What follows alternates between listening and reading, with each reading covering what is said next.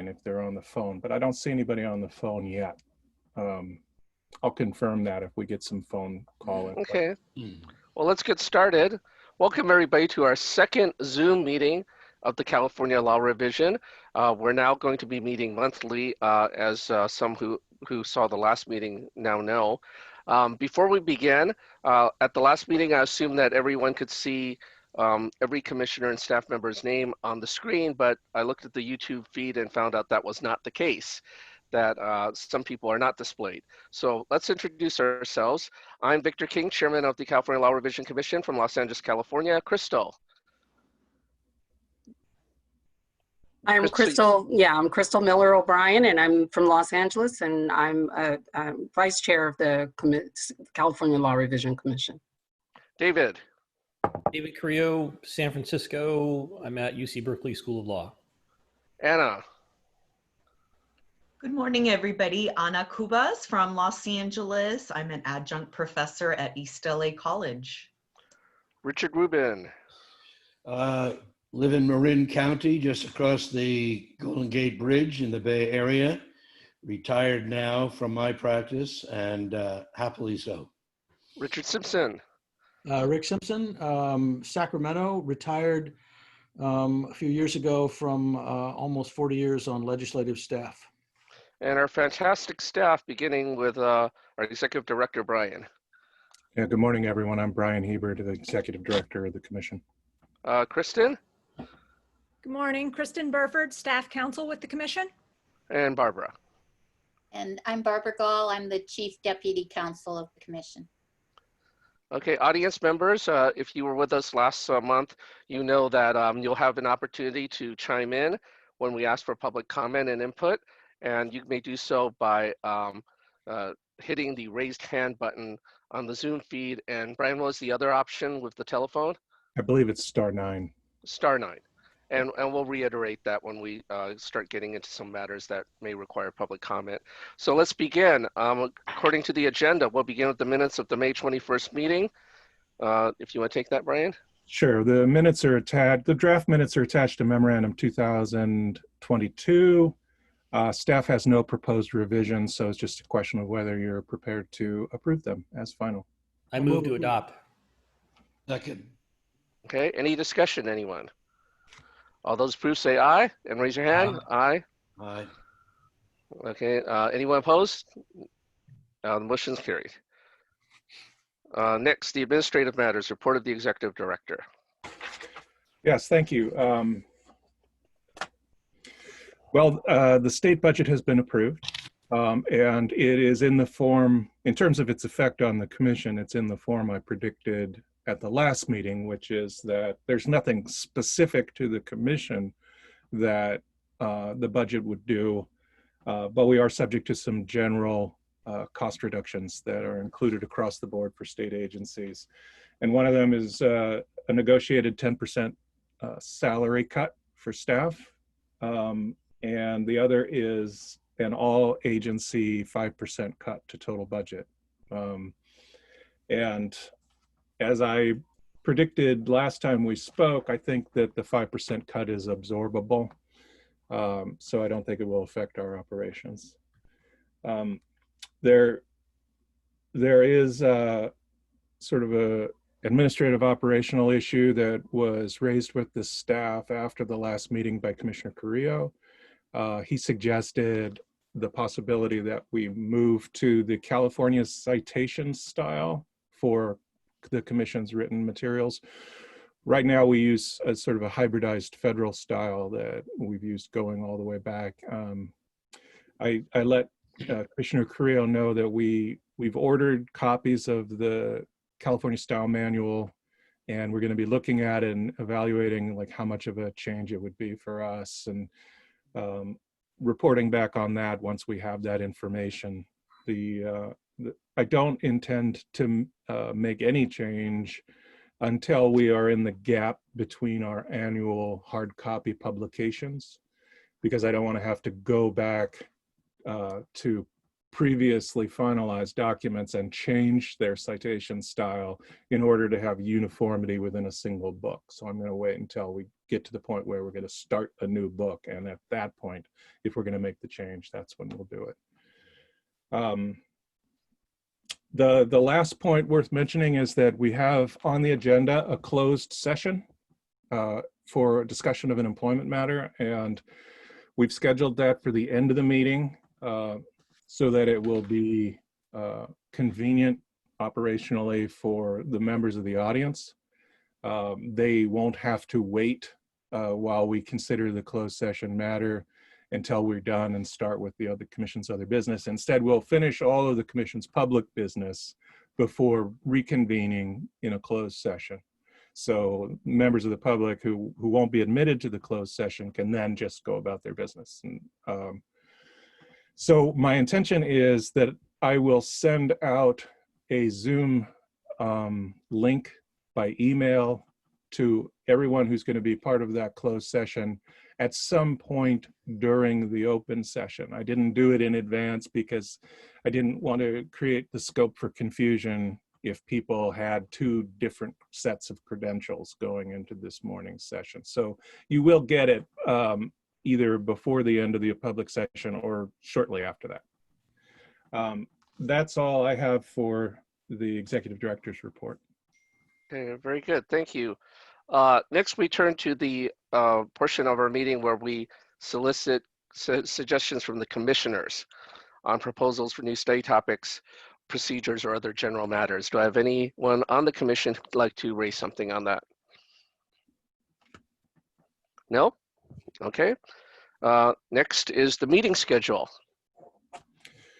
At the last meeting, as the chair mentioned, the commission decided that so long as the stay-at-home orders are in place and the executive orders from the governor authorize us to do this kind of wholly electronic meeting, the commission decided to go to shorter meetings on a monthly basis. And at the last meeting, the commission did not set a fixed schedule for those meetings. Instead, I was instructed to informally canvass everyone about their availability and then find a set of dates that seemed to work for most people. That's what's reflected in memo 2024. That I believe is a set of dates that should mostly work for everyone. And I would like the commission to decide whether to approve that as the schedule going forward for this calendar year, with the understanding that we will revisit it if there's a change in circumstance that makes it impossible for us to do these Zoom meetings in lieu of in-person meetings. Commissioners, if you'd like to adopt it right now, I need a motion in a second. It's actually memo 23, and I will move to adopt. Oh, thank you. And Rick, you're the second? Yep. Okay, very good. All those in favor say aye and raise your hand. Aye. Aye. Anyone opposed? No. And no abstentions. Very good. Okay. Next item, the legislative program. Yes, thank you. This one actually is memo 24. It's an information only memo. There's no decisions that need to be made. It's just an update on where our legislative program is for the year. And I guess the short version is it's doing about as well as it could. As we mentioned last time, the Public Record Act recodification bill was pulled. The revocable transfer on death deeds bill was stripped down to being just a sunset date extension. The bill on trial court restructuring is continuing to move forward, at least as of now. And the commission's resolution of authority is moving forward, at least as of now. I really don't know what the picture will be going forward. If you've seen the news, you know that there have been COVID cases in the Capitol, including a couple of state legislators. And both houses have postponed returning to session in response to that. So right now, we still have a couple of bills moving and they may be viable for enactment this year. But like I said, we'll just have to wait and see what happens. Does anyone have any questions about that? No. Okay, no concerns. We'll now move on to the more substantive portion of our meeting, emergency related reforms. Brian, I see it's a new numbering system. Maybe you could explain that. This memo is called, and the study is called X-100. And also, I want to welcome the 14 people who are watching. And again, remind everyone, if you want to chime in on these substantive matters, you can use your raise hand function. That'd probably be the easiest way for us to recognize that you wish to be heard. Go ahead, Brian. Sure. Historically, we've had a study numbering system that we use that helps us sort of organize and research within our own materials. And there's always been a differentiation between purely administrative materials, which are usually associated with a study tag that either says admin or legislative program or something like that, versus substantive projects, which get a letter code based on the broad area of law, and then a number that differentiates a study from other studies within the same broad area of law.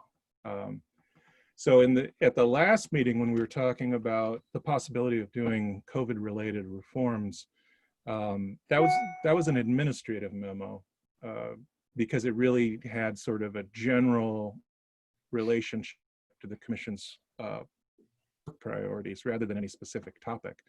That the Commission has decided to embark on some of these projects, we needed to create a new code to sort of aggregate for our own organizational purposes. So X-100 sounded cool.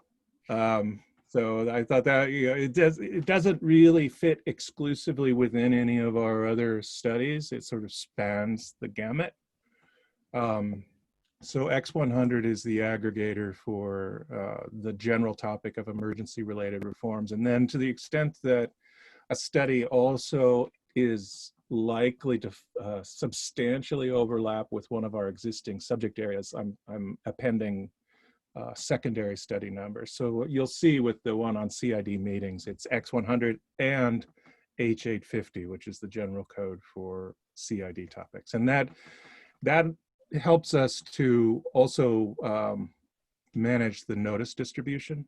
So for example, if somebody's just interested in our emergency reforms, they could subscribe to receive just those notices, but people on our existing CID list are also getting the memo 27, which has to do with CIDs. And that, I want to point out to the chair that Commissioner McAllister has joined us. Yeah, welcome, Jane. We introduced ourselves at the beginning. If you want to make a statement or say something about yourself, Jane. This is my second term as a commissioner. I was just reconfirmed by the Senate. And so I'm an attorney practicing in Modesto, California. And I'm glad to be here. We are glad to have you. I'm glad to hear you were reconfirmed. Okay, so getting into the substance of Memorandum 2020-25, which is the emergency-related reform memo that discusses the Commission's authority.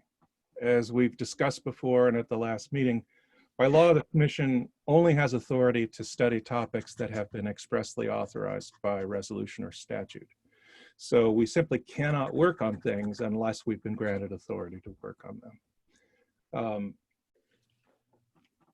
We have this mechanism in place whereby every session, at least once per session, we get a resolution enacted that establishes a calendar of topics that we're authorized to study. Those often are sort of rolling grants of authority that have stayed on the calendar after the initial study work was complete, so that we will have continuing authority to work in areas where we've worked before. But some of the grants simply drop off as obsolete. So the question was presented at the last meeting whether the Commission wanted to request from the legislature any additional authority to work on emergency-related reforms. So the example that was given was we were talking about doing some work on teleconferencing and common interest developments. We clearly have authority to study matters relating to common interest developments under our existing calendar. The possibility was also raised of making similar reforms for corporations. And we do not have authority to study corporation law generally. So we would not be able to extend the reforms we develop for CID meetings over to other kinds of nonprofit corporations or corporate entities, for example. So the question was raised, do we want to ask for broader authority? And the decision that the commission made at the last meeting was that I would bring back a memo discussing the possibility of extending our authority to include emergency-related reforms in any of the subject areas we've ever been authorized to study, on the theory that we have some experience in that area, and it would, give us a greater qualification to weigh in within those subject areas. So that's what this memo discusses, and I presented some language in the middle of, or near the bottom of page 1 that could be used to achieve that.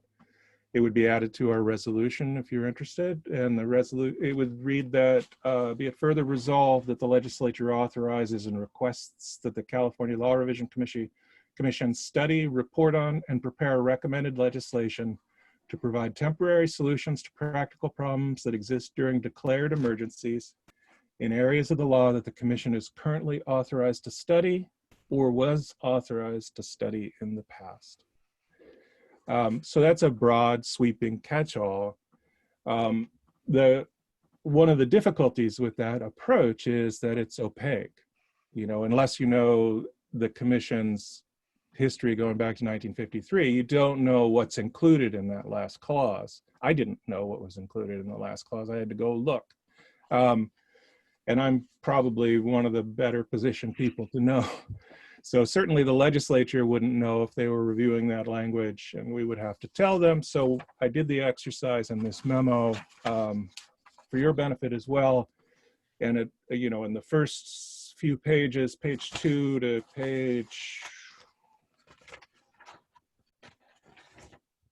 6, I set out the existing authority that's in our calendar that's pending before the legislature right now. And in that resolution, we're proposing to delete some authority. That decision was made 3 meetings ago. That language, the deleted grants, are italicized. So assuming the legislature enacts our resolution, those would no longer be current grants of authority, but they would be former grants of authority. So that's why I set them out here. And then also in terms of the former study authority, I went back and I looked at all the annual reports going back to the first. And the commission, fortunately, has had the practice of discussing its study authority in each of its annual reports. So it's fairly easy to skim through those and compile this list that you see on pages 7 and 8, which is the topics that we were formerly authorized to study that are not contained. I excluded from this list any former grant of authority that wound up being contained within one of the other grants. So, for example, we had grants of authority to study narrow questions within estate planning. We don't need to worry about those anymore because we have blanket authority to study to estate planning. So I left out all the things that were gathered up and collected within broader grants of authority. So this table on pages 7 and 8 is really the meat of the effect of the proposed reform on 1. These are the things that we would be authorized to work on if the language on page 1 were enacted. We're already authorized to study the existing grants. We don't need a new authority for that.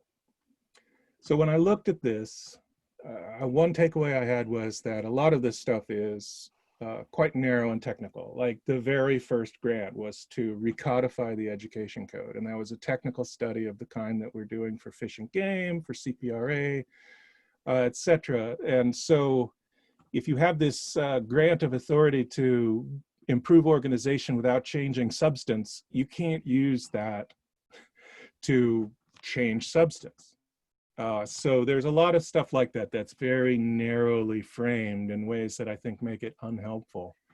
And then some of it you just don't, you can't see there's no foreseeable connection to emergency response type reforms. You know, like the law of arson. I don't think that there's going to be any need for emergency related changes to the law of arson, etc. So having sort of viewed it through that lens, I came up with a list of former grants that I thought could conceivably be relevant. And they're in the bullet list on page 8. Government liability. This is basically what used to be called the Tort Claims Act, now the Government Claims Act. The liability of state and local governments for torts. Inverse condemnation. This is the remedy when private property is taken by means other than through formal condemnation. That might have some relevance. It also might be really politically hot because, you know, I think its implication would have a lot of money at stake. You know, this inverse condemnation in the present context might be people arguing that stay-at-home orders are takings, etc. Things like that. Nonprofit corporations, this was I was mentioning before. There might be some work we could do in authorizing looser management and meeting practices and that kind of thing that might be helpful if people are not able to meet in person. Administrative law, this was mostly the Administrative Procedure Act, which has to do with hearings and rulemaking. But, you know, we could perhaps frame it more broadly than that to give us authority to look at making adjustments to government practices generally, to take into account the difficulties you face during emergencies. And that's one that I think we've seen the fruits of that in terms of if you view administrative law broadly, the fact that we're now meeting by Zoom is a consequence of having changed the Open Meeting Act, which prescribes how state agencies conduct their meetings. And there are probably other things like rulemaking that's very proceduralized and subject to strict deadlines, where creating little bits of flexibility to account for the crushing burdens that a lot of state agencies have right now and local agencies might be helpful. And then tolling the statute of limitations. I think that, that has obvious relevance, although I do think that that's one that's probably being handled very thoroughly already. I know there are joint efforts between the defense bar, the plaintiff's bar, the courts, the judges, to deal with a lot of these civil procedure matters, to make the judicial process more workable during this pandemic. So I don't really know that there's a lot of room there for us to do unique work that's not already being done by groups that are probably better qualified than we are to do them. The upshot, the overall takeaway from this memo is that we could do what was originally proposed, and it would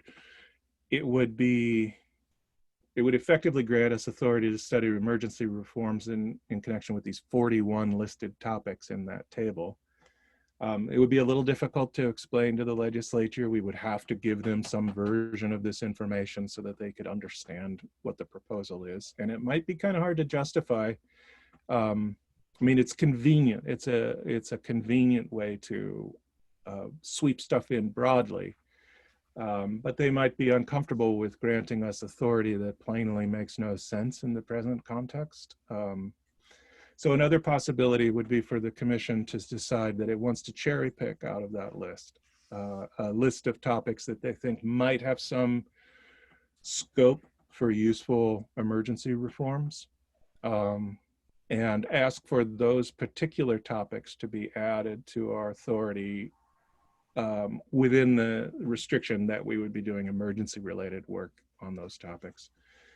And then finally, the last possibility would be to just hold off, let the current resolution go through as is, do emergency reforms within the scope of our existing authority, and reassess this next year when we're looking at our work priorities generally, and think about whether we really needed an expanded grant, what it would have done for us, and what approach to take.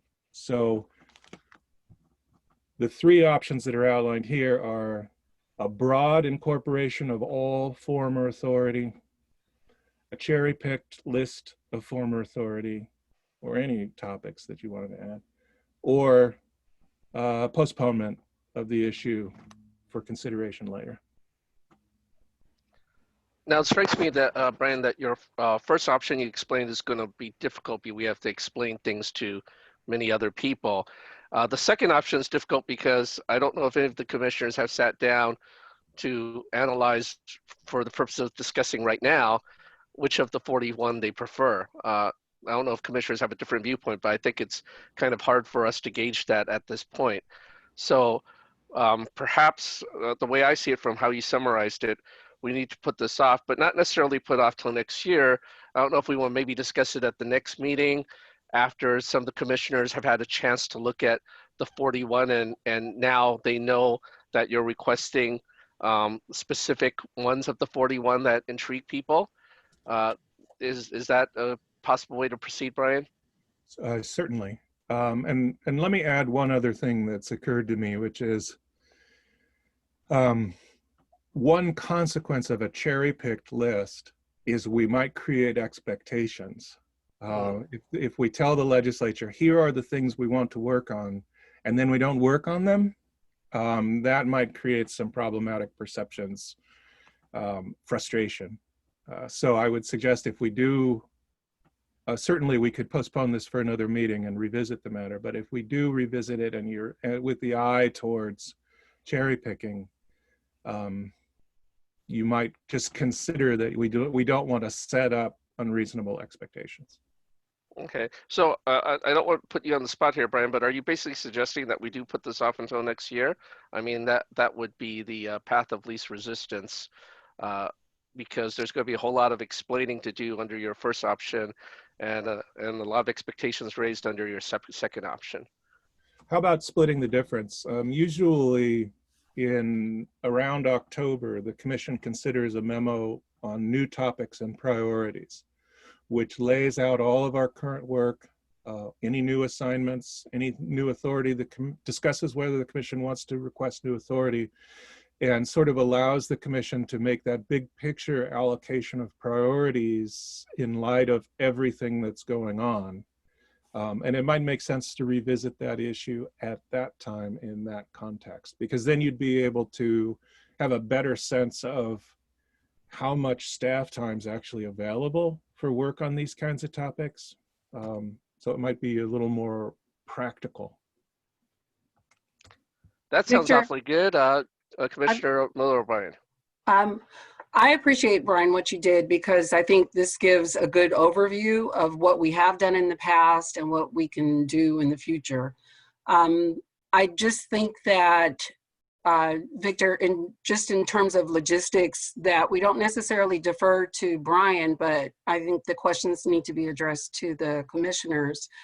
And then also, too, I believe that when the legislature has given us a study, then that gives us the authority, and it's straightforward, it's clear what we should do or what we can do, so that we don't necessarily need to operate and draw on past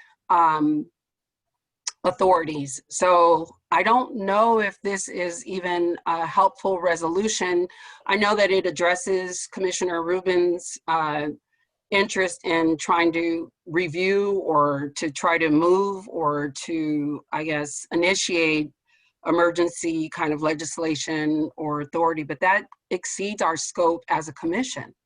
So I'm not really sure how we got to the point where we would even propose a resolution, because we probably should have addressed that when we heard it. I think it came at the tail end of our May meeting, so that this is the response. But, and I think the response is good, because then it helps to educate and inform all of us on where we are today. But I do think we need to address the issue of what is the scope of the commission? And there's nothing wrong with taking time to do that now. And I think maybe just a good discussion among all of the commissioners should be had on this topic, with Brian definitely provide guidance. But I do think we skipped over that topic. And then if we turn the meeting over to deferring to Brian what to do, Victor, then we missed that opportunity to educate and inform. Yeah, I'm The sorry if commissioners are pretty new. And so I know that you and I served, in 2006, and we were with a whole brand new commission. So poor Brian and staff had to educate us, but I think it's helpful, especially when you do have the rules where people can't meet offline and talk about these things. So I move that we have just an open forum so we can talk. And anyway, that's what I would recommend. Yeah, I apologize if I said something in error. I wasn't in any way saying that Brian was going to make the decision. That's why I was asking Brian if he was recommending the third option, because the recommendation would then have to be ratified by the commission. You raised some very good points, Crystal. Let's hear what Commissioner Rubin has to say. First, I want to express my appreciation to Crystal, Commissioner, for bringing up those points and reminding us that we did begin this discussion last time. I've given very extensive thought to this particular subject over the intervening weeks, and I will share with the members of the commission that I have had some correspondence with regard to this issue, which I think was privileged, with both the chair of the commission and with Brian. Let me quickly summarize my thoughts about this to amplify a little further what I was saying last time.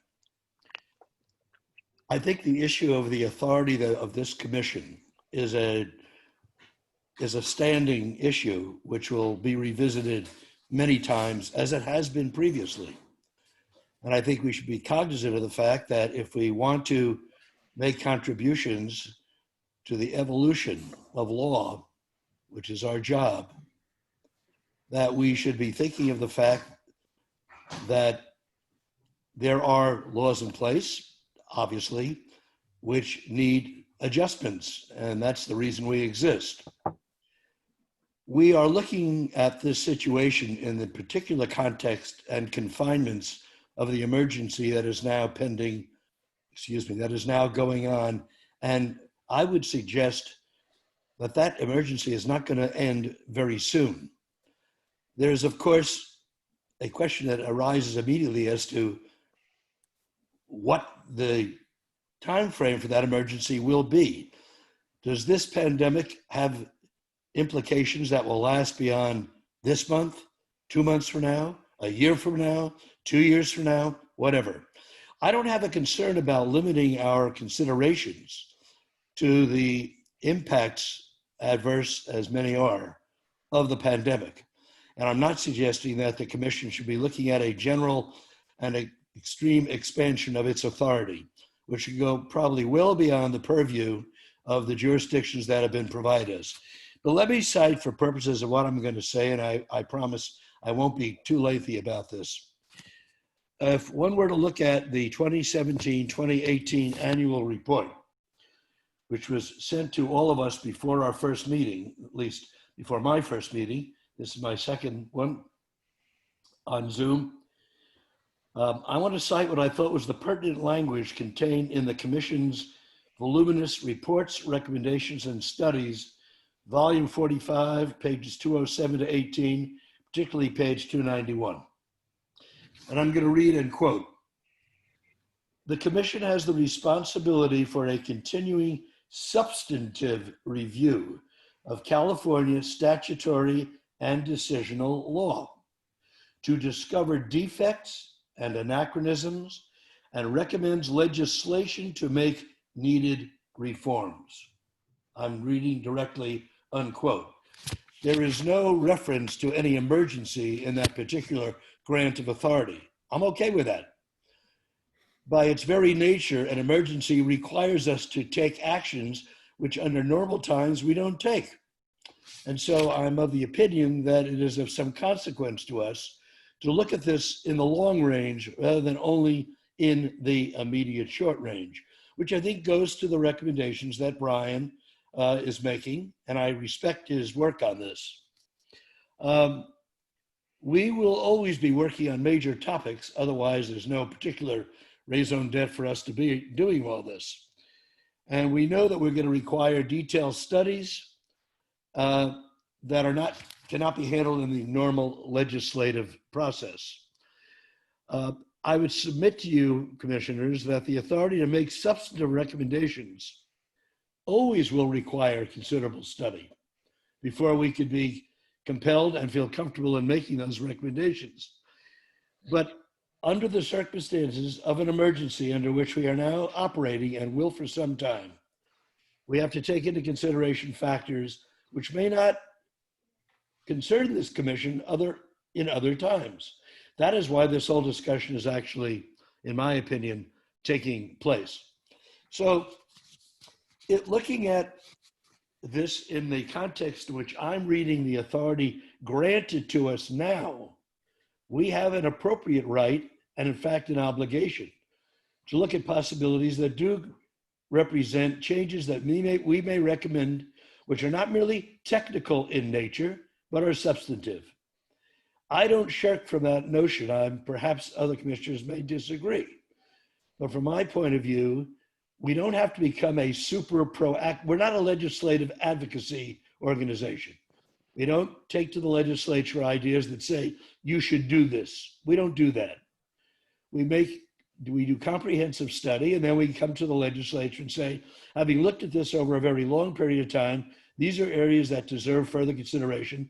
And frankly, we don't think they're taken into full consideration in the legislation that has been brought before us. That would be an appropriate preface to whatever we recommend. And I think we have followed that practice in the past. So looking immediately at, and I'll conclude on these remarks, with the current emergency, we are looking at a situation for the indefinite future in which millions of people in this state are going to be adversely and have been adversely affected by unemployment due specifically to the emergency before us. Those individuals are being asked to go back to work by some people. Many individuals are saying, no, we're not prepared to do that because we're concerned about the impacts to our health. That's a very, very rational response. It means that there are workplace regulations, which are probably going to have to be reviewed if they are not already being so, that are going to have to be changed most likely to provide protections to the general public. Our role, in my opinion, as an important organization, a very important organization, is to look to see how we can reinforce some of those protective rights and do our share of making recommendations that go to that fact. That does not mean we are going to supplant or replace or become a health agency, an employment agency, or anything like that. On the contrary, we are looking within the more narrow confines of legal grants of authority given us to do those very things. So I would suggest that we want to take a further look at the situation as it exists. I note that we will later today be discussing sunset provisions. Well, from my point of view, those are technical provisions. They don't go to anything particularly, they affect substantive matters, but in and of themselves, the revisions or reforms that we will suggest, if we do, are not substantive. They're technical, they're procedural, and they're very important. And the legislature, probably of its own volition, I'm guessing, if they have good legislative counsel, will already have looked at those situations and have anticipated the necessity of bringing sunset reforms into practice. Brian, you could probably clarify those areas for us, since you're in regular communication with some of those people, and we are not. And there are many other examples that I could provide similarly to what I'm suggesting. So I won't take more of our time today, except to say that as a new member, and I'm indulging you because I am one, and I appreciate the fact that you're letting me do that, permits me to say that I think we need to be looking in terms of our scope of authority at a potentially larger scope rather than a narrowing of our scope of authority. And for that purpose, I think further discussion is eminently recommendable. We should have it. And no decisions need to be made right now, with the understanding that the emergency is going to be lasting for some significant period of time ahead of us. And I think we should be cognizant of those factors, as I think I have tried to point out to all of us. I would add the final statements to what I'm saying, and then I'll close. The pandemic is going to have continuing relevance well into the future, as I've stated. The legislature could benefit from attention to those issues before they reemerge, perhaps even more dramatically sometime in the future, which most likely will occur. Getting our guidance with which we are legally empowered to offer could be helpful. Giving consideration to budget allocations, of course, at the same time, because I fully understand staff is overwhelmed right now and has been for a long time with all the things that you do and do very well. So I am not proposing that we inflict upon you, Brian, or members of your staff, more things to have to do. But it is our right to look at these issues separately and apart from the limitations on staff's abilities, as well as on the budget. So this could require, I believe, some reorientation of subject matter priorities that the commission looks at. And it would be helpful for us in the future, at least from my point of view, if you bring to our attention in the coming months what those priorities look like looking further ahead. And what, in your opinion, and that of other commissioners, of course, we feel we should be ready to adopt. We have seen 90% of the recommendations, I'm quoting, of this commission accepted over the years. 90%. That's an extraordinary record for virtually any agency of government anywhere in the United States, most of which get scant attention, whether or not we have emergencies. So I think we're doing a very, very, very good job. And I compliment and support everything that this commission is doing. With those words, I'll end my little discourse. I apologize for taking the commission's time, but I felt I needed to make those comments. Thank you, Mr. Chair, for letting me do so. Thank you for those comments, Richard. And I want to express their welcome comments. I don't think there's any institutional opposition to what you're suggesting, but we do have to figure out procedural ways to implement some of the ideas you raised. One way that comes to mind is earlier in this agenda, we had that portion for commissioner suggestions on further studies or different studies. So it would be helpful for each commissioner to come prepared with those suggestions at the next meeting, because we're talking in very big abstractions here. You're absolutely right, Richard. There are many areas of law that need to be revisited, whether by us or by the legislature. But I don't think staff can operate unless we're a little more specific. So you have now said workplace reforms as being one priority. And you're absolutely right. There are workplace issues that are hitting the state very severely. So if I may, I'll take that as retroactively being something that you raised in the earlier section about something that the commission needs to look into. And then I think the procedure, I'm just trying to create procedures here, not to stall things, but I think that Brian has now been informed that that's one of your priorities, as if you had raised it 20 minutes ago at that section. And then now, Brian, you can work with that suggestion and maybe propose some ways for us to move forward on that particular topic. And there'll be other topics. And certainly the commission wants to hear the input of all the commissioners if there are other topics that come to mind.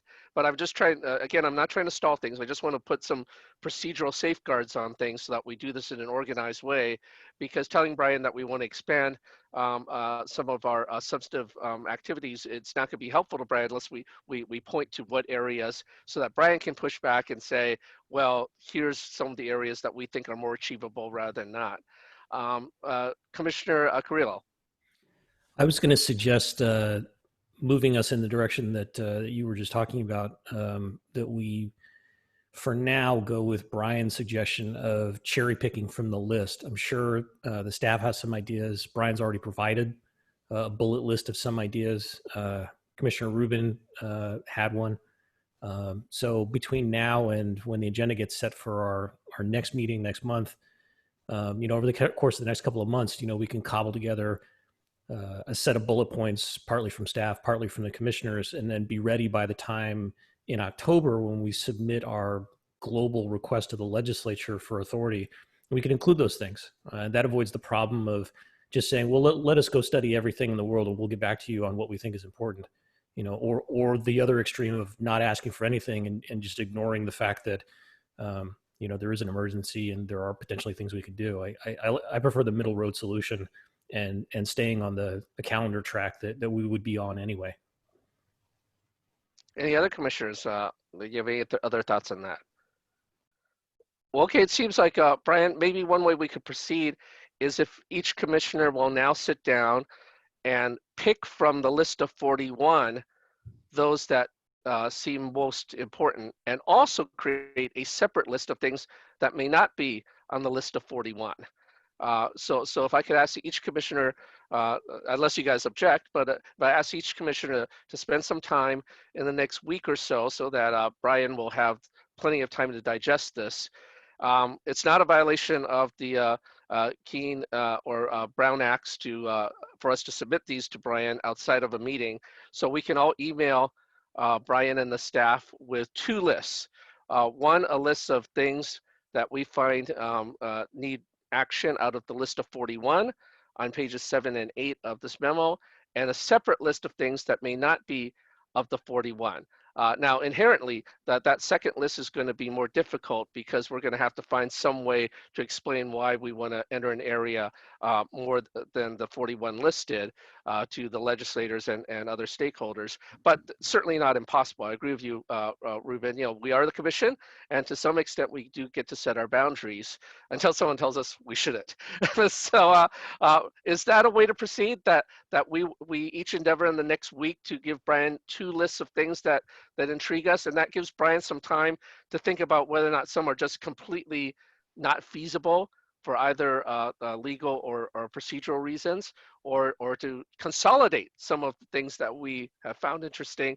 And then Brian will be able to put that together. We'll have some more discussion, and then by October we'll be able to have a more formal announcement or request of authority expansion. Commissioner Rubin. Yeah, I think that's an eminently fair way to proceed, Chairman, with the proviso that if the ideas come up that are not included within the list of 41, it'd be possible to look at them. Yeah, well, inherently making the list, we certainly want to look at them. I'm not saying that they'll be dismissed, but just for purposes of helping Brian and the staff organize things, I think we need to give them two lists rather than just a giant glob of items in an email. So I agree. Okay, Brian, any thoughts on Commissioner Simpson? Yeah, I know we've got some participants listening on the whatever Zoom or whatever. Is this something we would also look at suggestions from the public about? Yeah, absolutely. I mean, and I see one person with their raised hand. Brian, how would you like to proceed? I think we have time to entertain Linda Brown's thoughts on this. Should we go ahead and could you please open up her line? Sure. Everyone, Ms. Brown has asked to be heard. Go ahead. You beat me to it. I just wanted to say, please give the public the opportunity to make suggestions and let us know clearly how to do it. Does it go to each of you, to Brian, or how? And if you have a format, that would also be helpful. Before we get the subject and content and list of concerns, something that we can keep it easy for everybody to read and be consistent. So thank you for this opportunity. Brian, to control the flow of information, it obviously needs to be probably directed, all these inputs need to be directed to you. Yeah, that's easiest. But it sort of raises the question of how we're going to publicize this. If we just note this in our minutes, then the public's not going to know about it. So the easy step is to send a notice out to our mailing list. We could do a single broad solicitation of comment from everybody who's on our list, and that's a pretty good sample of people from a bunch of different subject areas. but it won't encompass people who don't know we exist and who are sort of focused in areas that we traditionally haven't worked in. We could also do a press release, but you know, we've done that before. When we put out tentative recommendations, we do a press release to the legal press, like the Daily Journal. So that's not quite as broad a blast as going to sort of general circulation newspapers. I think if we go too big, we're going to get people who don't really have an understanding of our limitations and abilities, and we'd probably be buried in a lot of suggestions that aren't really germane. So, I mean, like I said, the simplest thing, a zero cost thing, is just to send it to the people who are already on our mailing list. And that would get, you know, we've got like 1,000 people on the mailing list. I agree with that suggestion, Brian, because we also don't want a general press release to be seen as a sort of declaration that we have this idea that we want to greatly expand all our activities in all areas, and we welcome all suggestions. We want to, you know, do what Commissioner Rubin is suggesting, which is to be open-minded as to expanding, but not make some broad declaration of changing the entire scope and the mission of our commission. Right. So I think we, Commissioner Miller, Brian. Yeah. Oh, I'm sorry. And I think that if we send, I mean, this is, we're still kind of massaging this idea. So I think maybe opening up the floor just for commissioners to discuss for the next meeting. And then if we need to broaden it, or if we do broaden it out, you know, the request, we can decide how to do it the next meeting. I mean, there's nothing that says we have to open up the floor by next meeting. We're going to meet next month, right? Yeah. Right. So that's for the input of us 10 commissioners. But Brian is, I'm sure, thinking of something longer term for the 1,000 people on our mailing list. So may I suggest, unless you guys have an objection, that we still internally for us commissioners give Brian 2 lists within the next 7 days. Just so he has something to get started on. Meanwhile, Brian will generate some sort of notice to our 1,000 recipients on our mailing list. And they'll have a longer deadline, obviously, because they're not going to be ready within 7 days if we're just going to give notice in a couple of days. So I'm not comfortable with that. I don't think we should throw the fishnet out yet, because I do think it will be perceived as a declaration that we are changing our entire format. And it may not even be that case. And it gives us some time for the next meeting to meet, to even see what we think about this memo for the next meeting before we start casting or requesting topics or ideas from the public. I mean, we could vote on it, and I think we probably should vote on it as a commission. I see Ms. Brown's hand is raised. Is that a carryover from the last comment, or did... I don't know. I will re-enable her so that she can tell. Yeah. Me. Okay. Ms. Brown? Go ahead, Ms. Brown. Thank you. You answered my question, and I'll look forward to hearing what you decide next meeting. Okay, so nothing more? No. Okay. Oh my God, I apologize for my gardener. Don't hear it. We can't hear it. Your headphones are blocking it. There's someone mowing directly behind me. We can't hear anything. It's good. Great. Commissioner Rubin, any thoughts on Commissioner Miller O'Brien's idea that we not give a public notice for now, maybe hold that off until after the next meeting? But again, we worked in the next week to get Brian some stuff so that he could give us some feedback by the next meeting. I think it's very important that we receive input from the public at some point and from organizations that we generally talk to, which are presumably are on that list of 1,000. By the same token, I think it's appropriate to have further discussion within the commission in preparation for doing that. So I'm not of the opinion at the moment that we need to go publicizing this in a very wide fashion. Okay, looks like Commissioner McAllister has a point. Yes, I just had a question, and it's a general one, and I apologize. I was a little late because for some reason my Zoom link didn't work, and finally after, maybe it was me manhandling my computer, it worked. But I'm directing this to Brian. Do we have any outreach from the legislature? I mean, in terms of these topics that are coming up, I think my concern, I mean, we definitely should go through the list. I mean, all of these suggestions are great. And Commissioner Rubin, I really appreciate the time and the thought you've put into addressing this issue. It's really important for us as a whole. But so we'll go through these 41 topics, obviously, but you know, there also is the possibility that we may end up with a new topic prior to October. This is such a fast moving target. I mean, nobody knows how, I mean, things change daily. But I was wanting to know if there had been any indications from the legislature that there's something else beyond these 41 topics that they're considering us addressing.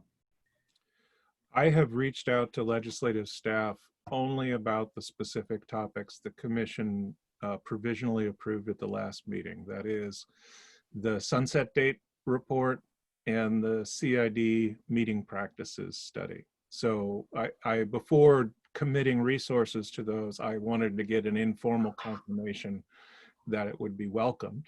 But I didn't do anything more broadly to invite legislative staff to suggest topics for us or give us even a take on how ambitious we should be.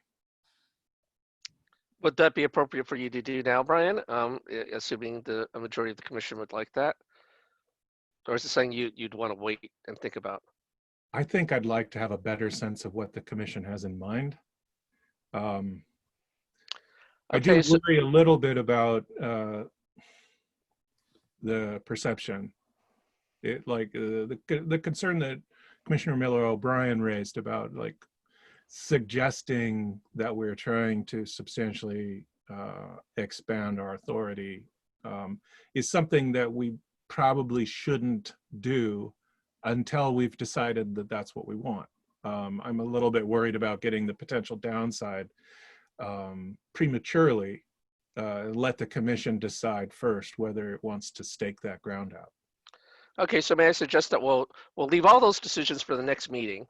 As for publicizing these issues or even approaching the legislature. But again, for the next week, each commissioner will present Brian with 2 lists, and he'll have the opportunity to synthesize some of these ideas that we have and think about the bigger issues about how to approach the legislature, assuming we do that, and how to issue a public statement seeking more input at a later date, all with the thought in mind that we do have a deadline in October, because that's a very important point of time for us to sort of set what we want to do. Commissioner McAllister, I think you raised your hand again. No, I just wanted to make sure that my point was whether the legislature had approached us, not whether we should approach the legislature. So yeah, they have not. Okay. But again, we can discuss whether or not to do it. Let's put this, if we're going to put on notice to 1,000 people, we probably have to call some people in the legislature too to let them know that that's going out and that we are seeking inputs from everyone. So again, to keep this manageable, for now, without discussing the bigger issues about the legislature or the public, again, commissioners will spend the next week giving Brian 2 lists. One of things cherry picked from the list of 41 on pages 7 and 8 of the memorandum. 2 items that may not be on the list of 41 that have intrigued some commissioners.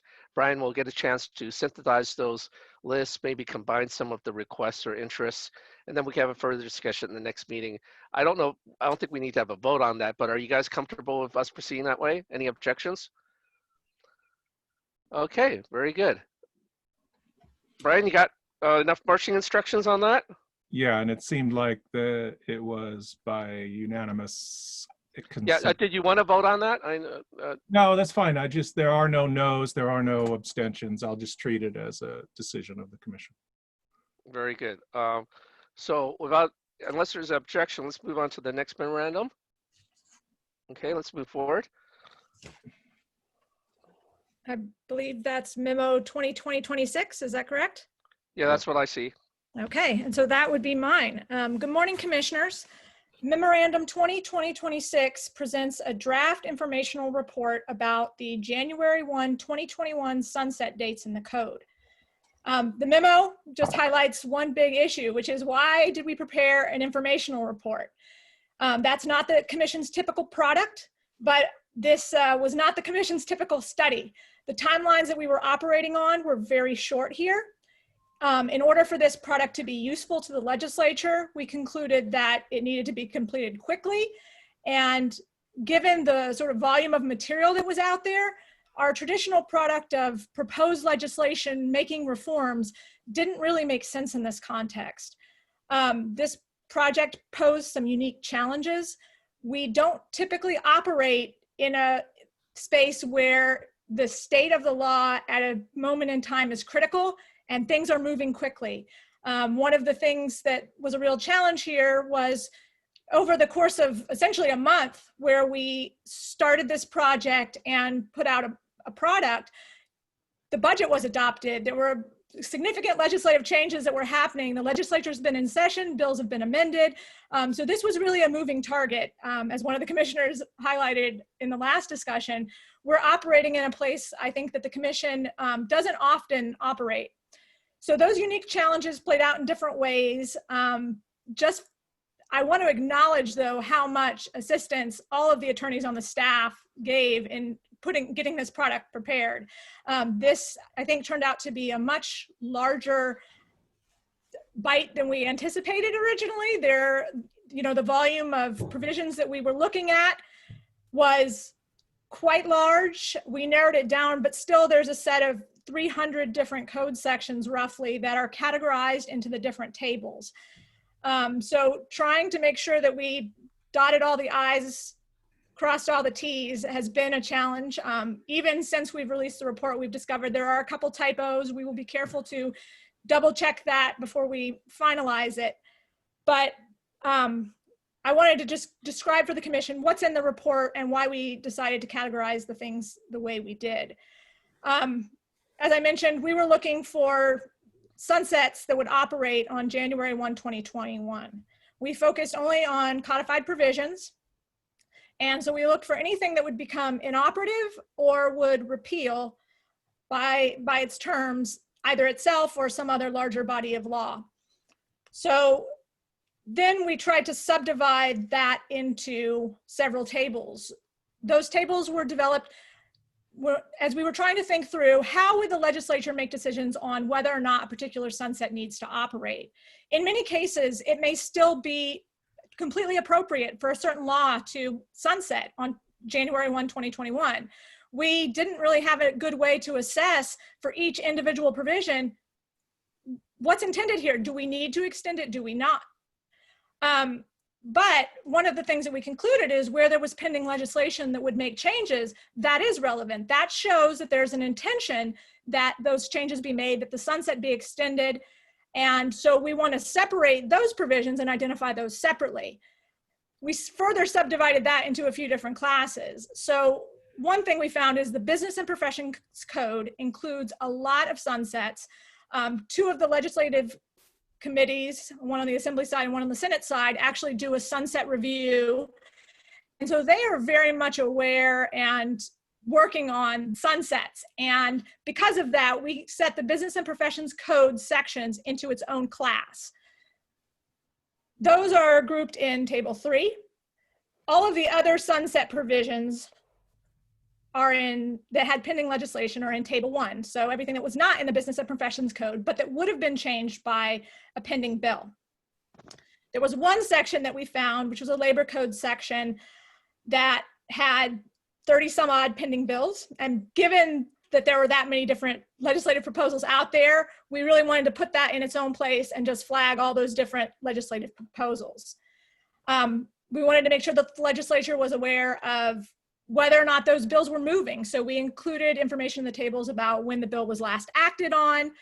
We also wanted to flag any potential plus sections that may be needed in legislation to extend sunsets. So in some cases, there might be a state mandate issue, and therefore the pending legislation would actually have a special section about that.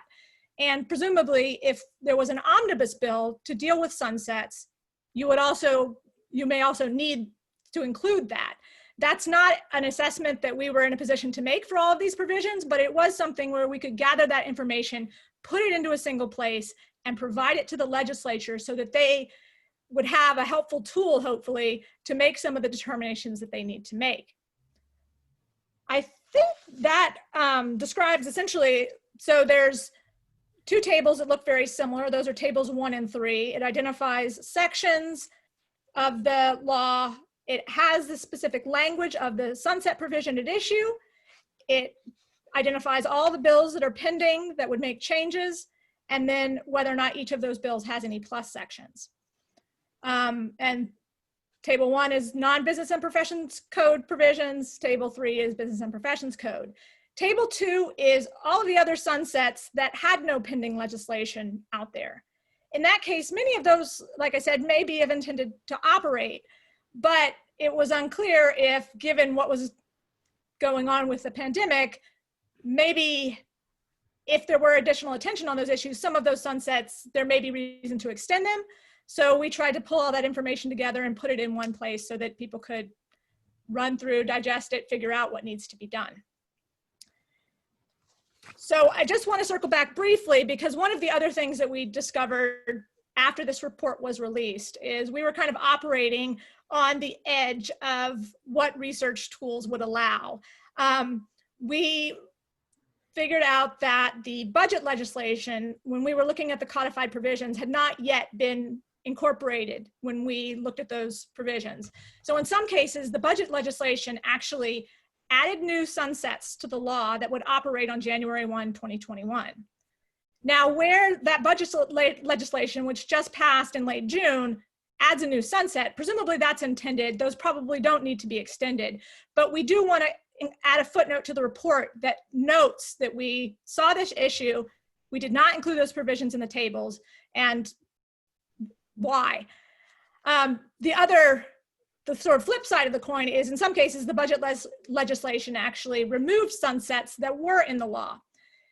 We've identified a few of those provisions which are in the tables now and will just need to be excised from the tables to reflect the state of the law at this point. So at this point, we've asked the Commission for approval of the report, but we recognize that there's a few significant changes that will need to be made to address the budget legislation. And in that case, we're going to have the chair's approval on those revisions before we finalize the report. But given the timelines, we want the Commission's approval to move ahead and finalize the report with the recognition that the chair will be approving those final changes. And I think that's all I have to describe. I don't know if there are any questions, so I'm happy to answer those. Yeah, Commissioner Simpson. Yeah, no, I think it's a great job. I was there for a long time, and particularly like Table 2, I think is the kind of thing that could be eye-opening for some of the committee staff who've been focused on things got to get done today and hadn't paid attention to the fact that something that somebody cares about was going to sunset, and maybe in this context shouldn't be sunsetted. So I appreciate your work, and whenever it's appropriate, we'll be happy to make a motion to approve sending this forward to the legislature. Thank you. Any other commissioners? Okay, may I have a motion to push this forward with the caveat that there may be some minor changes that will be addressed between staff and myself as chair, so that we can get this ready for earlier distribution rather than later. We'll move. Second, anyone? Second. Okay, further discussion. Seeing none, all those in favor say aye and raise your hand. Aye. Anyone opposed? No one. Any abstentions? No one. Okay, the motion is carried. Thank you very much, Kristen. It looked like a monumental effort, so thank you for your diligence on that. Thank you. Next memorandum, common interest development meetings, memorandum 2020-27. Yes, that's mine. So before launching into the specifics of this, just a little bit of big picture background for new commissioners. Common interest development law is an area the Commission did a lot of work on. We spent about 10 years on CIDs. We did some narrowly focused reforms. We also did a recodification of the statutory law. So our mailing list for this study is pretty robust. There are a lot of people who have had prior experience working with us on this. And there is a lot of pent-up reform pressure on this topic. This is a topic that people get exercised about because it hits their homes. And so there are a lot of people who've had bad experiences in their own communities and see the need for particular kinds of reforms. And so it's not surprising that even opening this tiny aperture led to a lot of comment. You know, and I got more comment last night that I haven't digested for you, that I will going forward. So one of the things you're going to find when you work on CID law is that people are going to want you to do more than we can do, or that we're prepared to do, or that we're focusing on doing. And so, for example, one of the letters that's attached to the second supplement, I believe, goes way beyond what we're talking about in terms of noting difficulties that the person has had with their own community and things they'd like to see changed in the law. Another thing that you're going to find with CID law that we learned over the years is that one of the big problems in CID law generally is not that the law is deficient, but that there is no effective enforcement. So in CIDs, you know, they are regulated, but they're regulated by civil law. And there are no public entities with authority to enforce that law. It's a matter of civil enforcement. So if a person in a CID thinks that their association is violating the law that regulates CIDs, their remedy is to file a lawsuit. That's not a very effective remedy for people of limited means.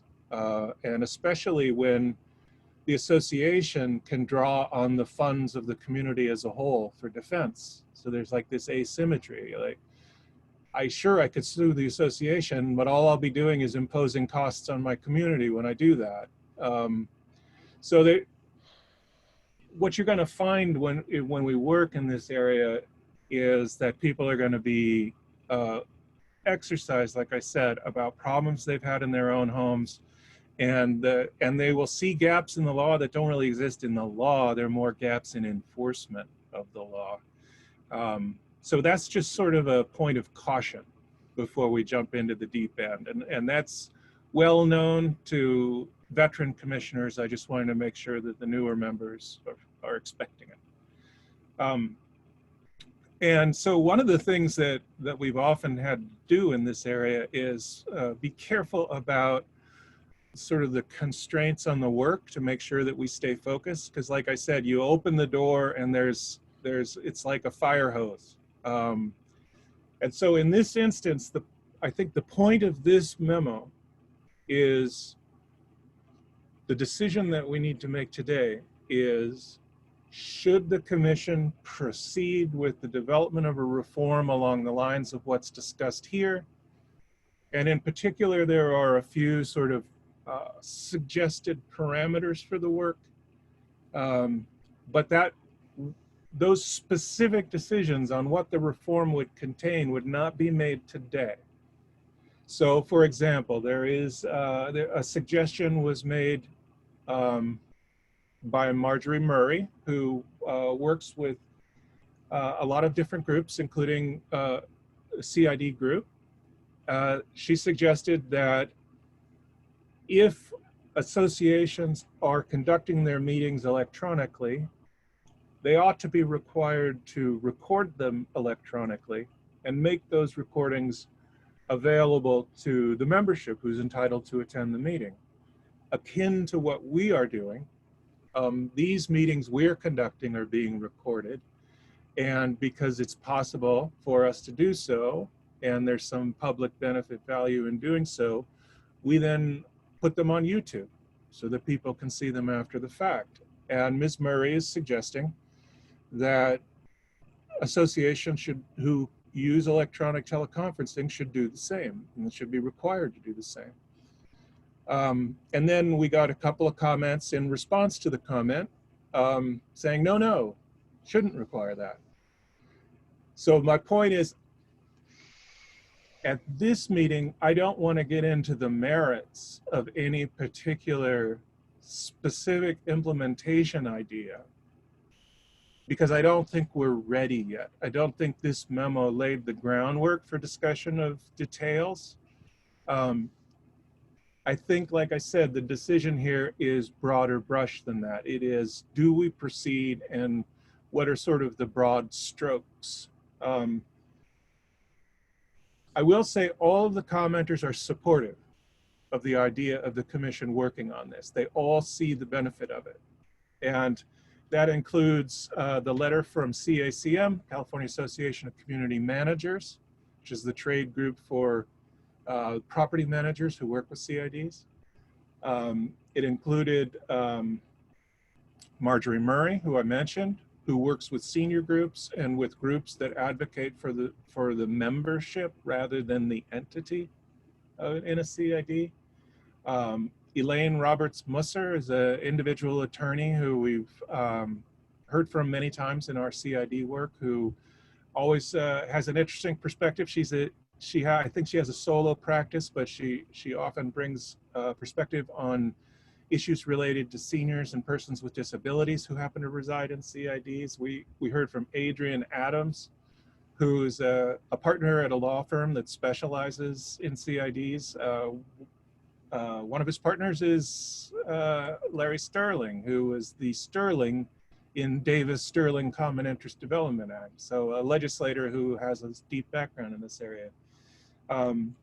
And then there were also comments from individuals who reside in CIDs, and we received one from a CPA who I assume specializes in representing CIDs. And all of them said, yes, this is a good idea, we should work on that. Setting aside the specific suggestions for the contours of what this would result in, I think it would be helpful for the commission to first decide, does it want to proceed with this study? And I should say, as background, helpful background, when we talked about this at the last meeting, it was suggested that I reach out to legislative staff for informal feedback on the merits. And I did. I spoke with staff in the housing committees of both houses. And in each instance, they thought that the study sounded helpful, but not quite urgent enough. It doesn't have a demonstrated urgency sufficient to try to shoehorn it into a vehicle this year through a late amendment of an existing bill. But they were interested in seeing what we could come up with for future sessions. They just didn't see a vehicle for it this year. So the legislature thought it would be helpful, at least the staff I spoke to, and all of our commenters. So I'd like to throw it open to the commission to discuss and decide that question. And to the extent you want to hear from the public, I would ask that you try to limit comment at this point to that general question so we don't get into the weeds too quickly on the details. Commissioners, any thoughts? And members of the public, you can raise your hand, but again, we're only going to talk about the general topic, not about any specific reforms or subjects. Commissioners, any thoughts? Well, Brian, sounds like there's going to be a lot of support for this all the way around. So I would be in favor of it. I see one taker from the public. Ms. Brown again? Is channel open? I certainly encourage a study and to particularly reach out to individual homeowners so that your responses are not tipped to the quote industry unquote. And that's an issue you're going to hear a lot in this study, and it's a difficult one because it's always easier to get input from concentrated interests than the diffuse interests.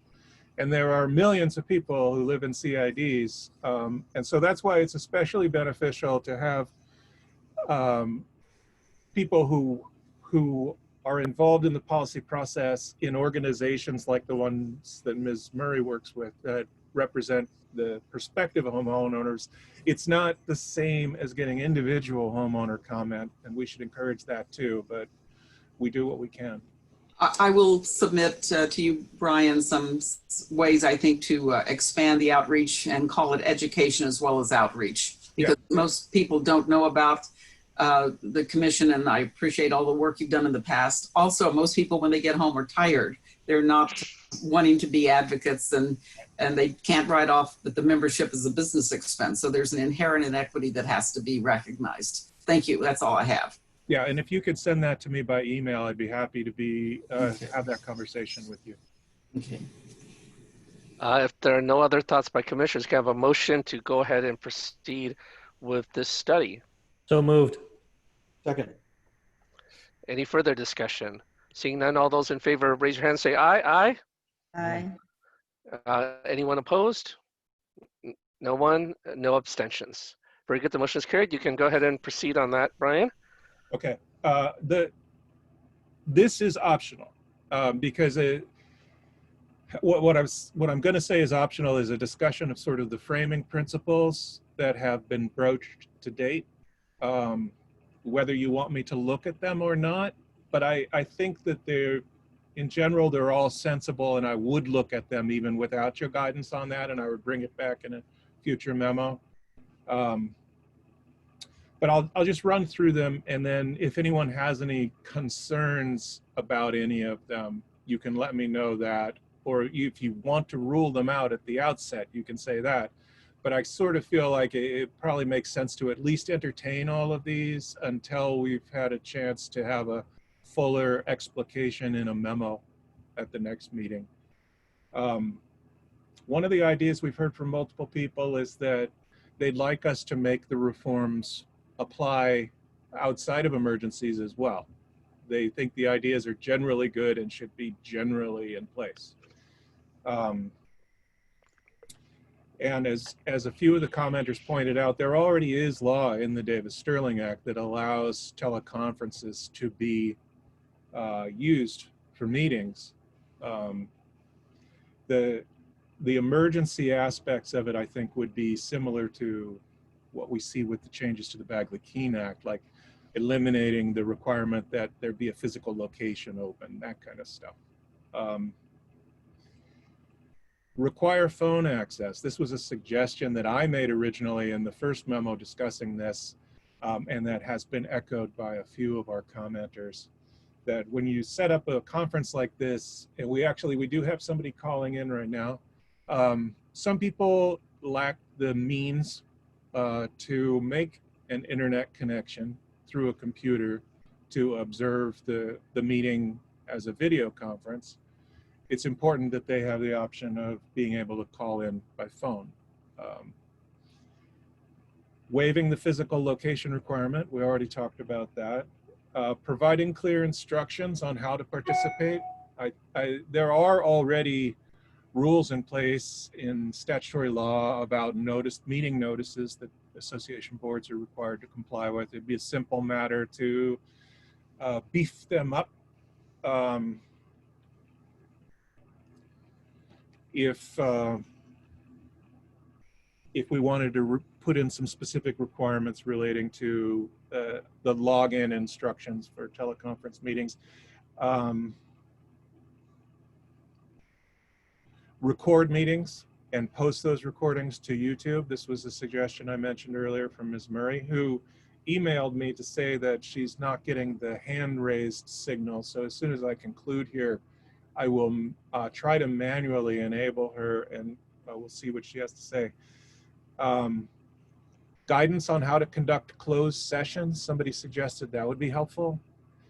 And the last one is a number of people talked about distribution of meeting materials along with the participation instructions. So like if I was to use a PowerPoint in my presentation, they would say that the members of the CID should get that in advance so that they have the same meeting packet that the board members have, that kind of thing. So I would suggest that while we may not decide to incorporate all those into the final product, they all seem worth considering. Does any commissioner see that differently? Okay, let me see if I can get Marjorie live here.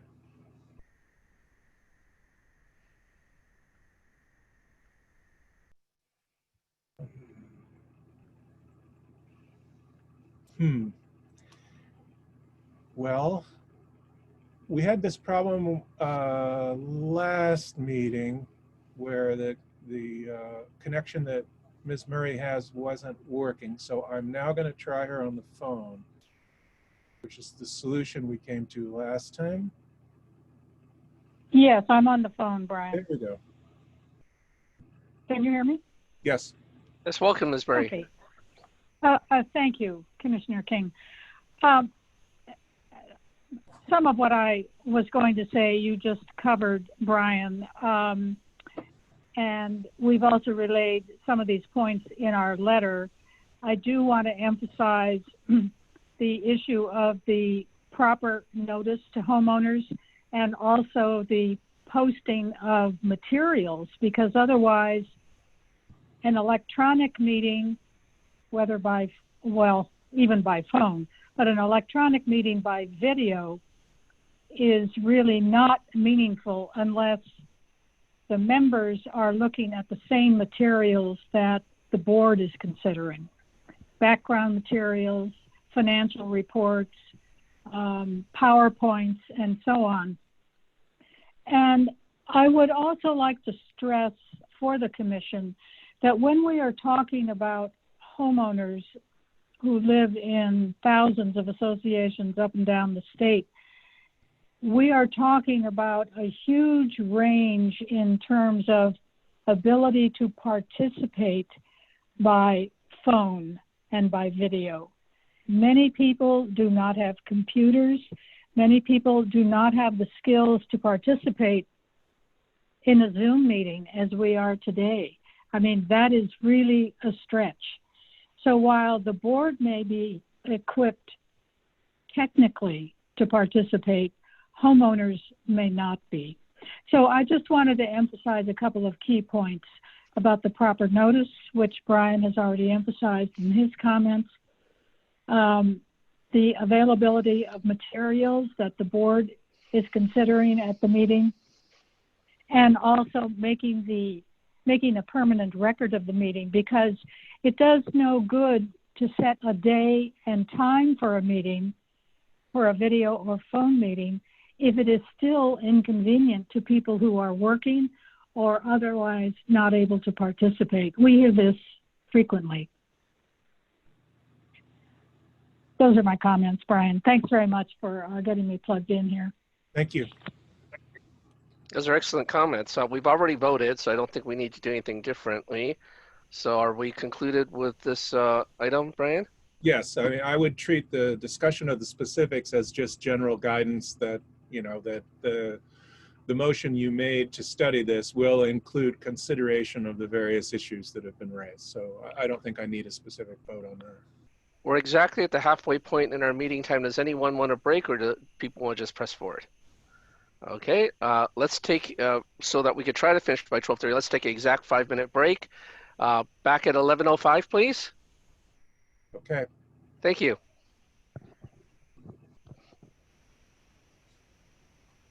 Are we off, Brian? You're muted.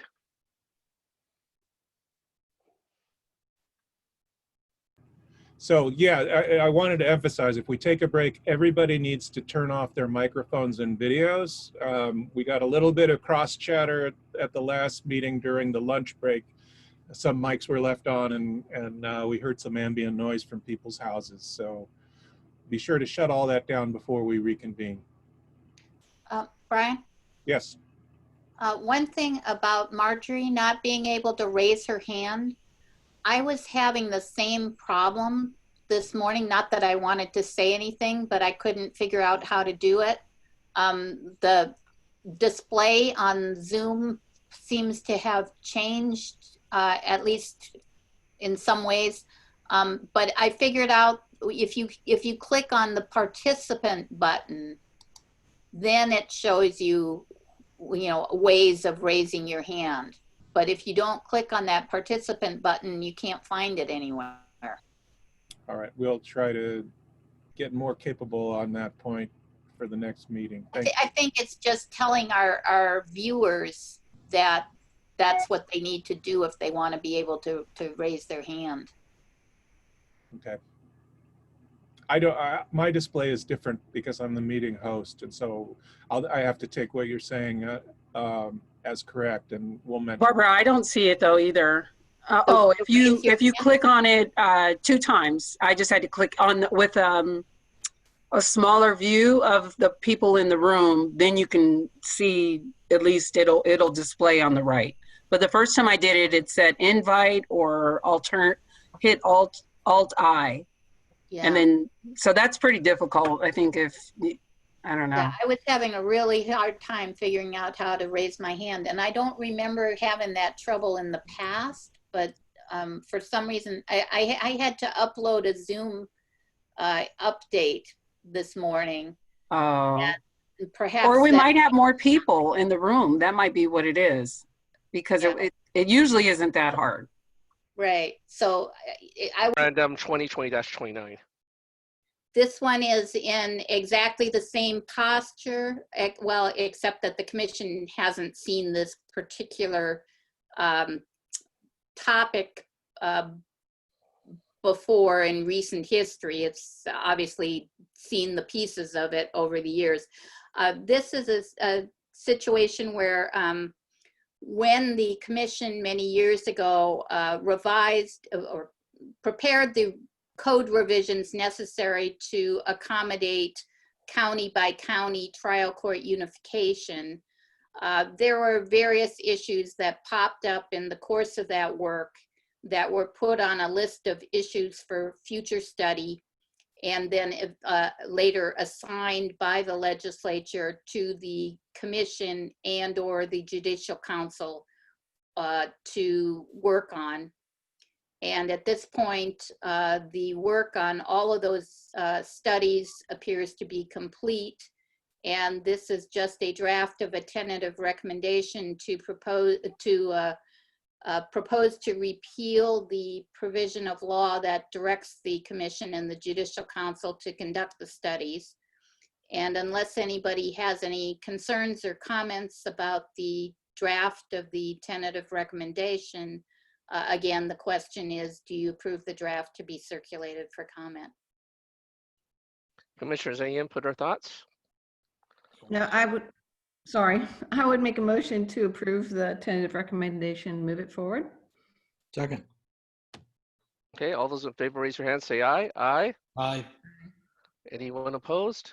No one. Any abstentions? None. All right, very good. Turning to the next study, Stock Cooperatives, a Uniform TOD Security Registration Act, Memorandum 2020-30. Yes, thank you.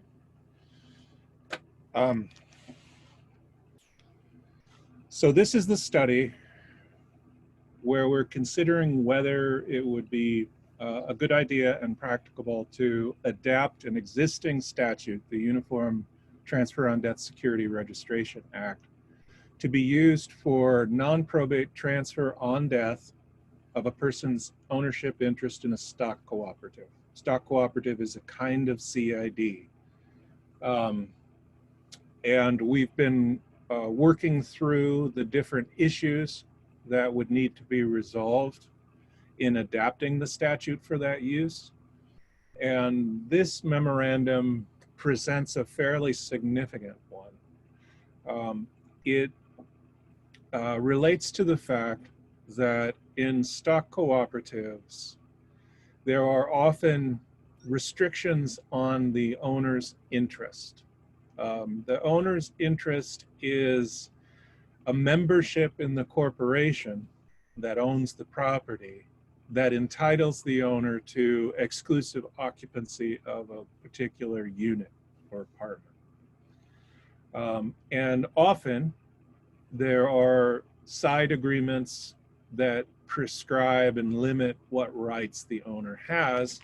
And we have heard that many stock cooperatives have fairly significant restrictions on ownership.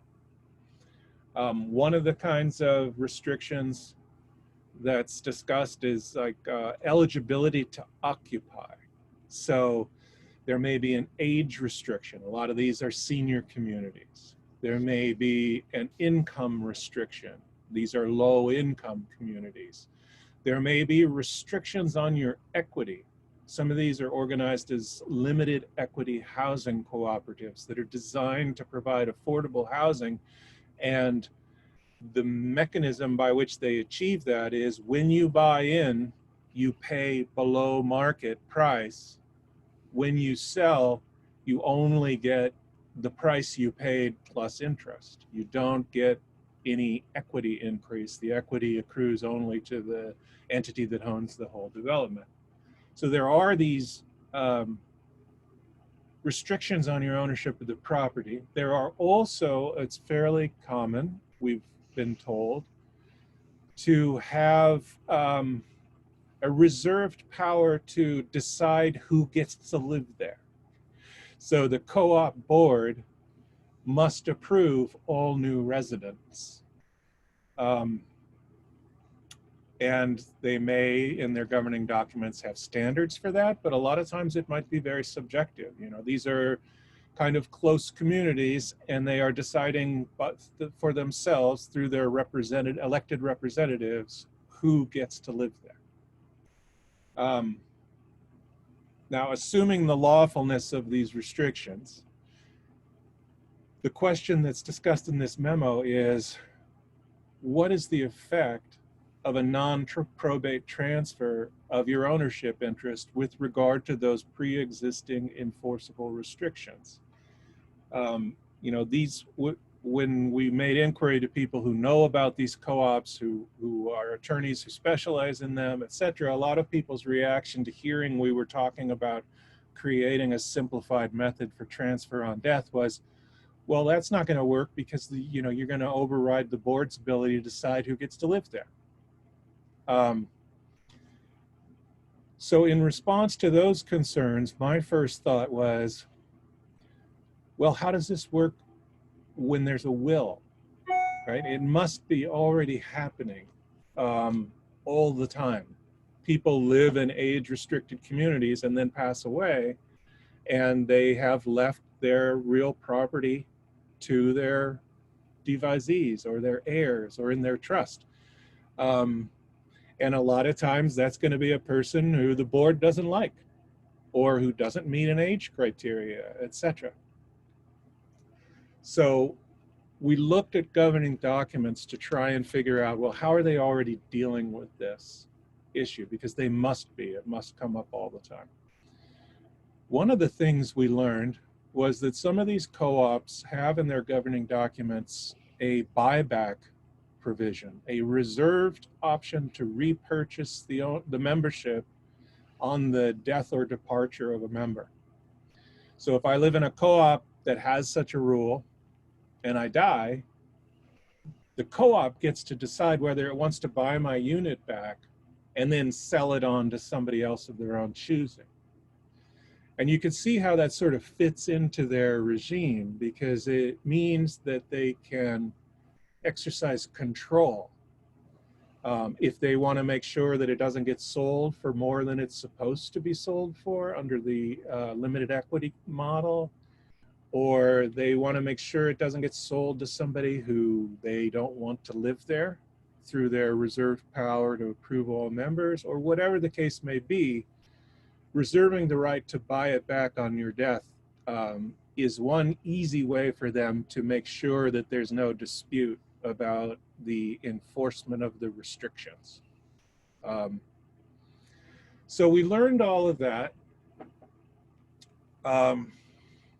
And then we sort of thought through what are the implications of this if we were to adapt this statute for non-probate transfer use.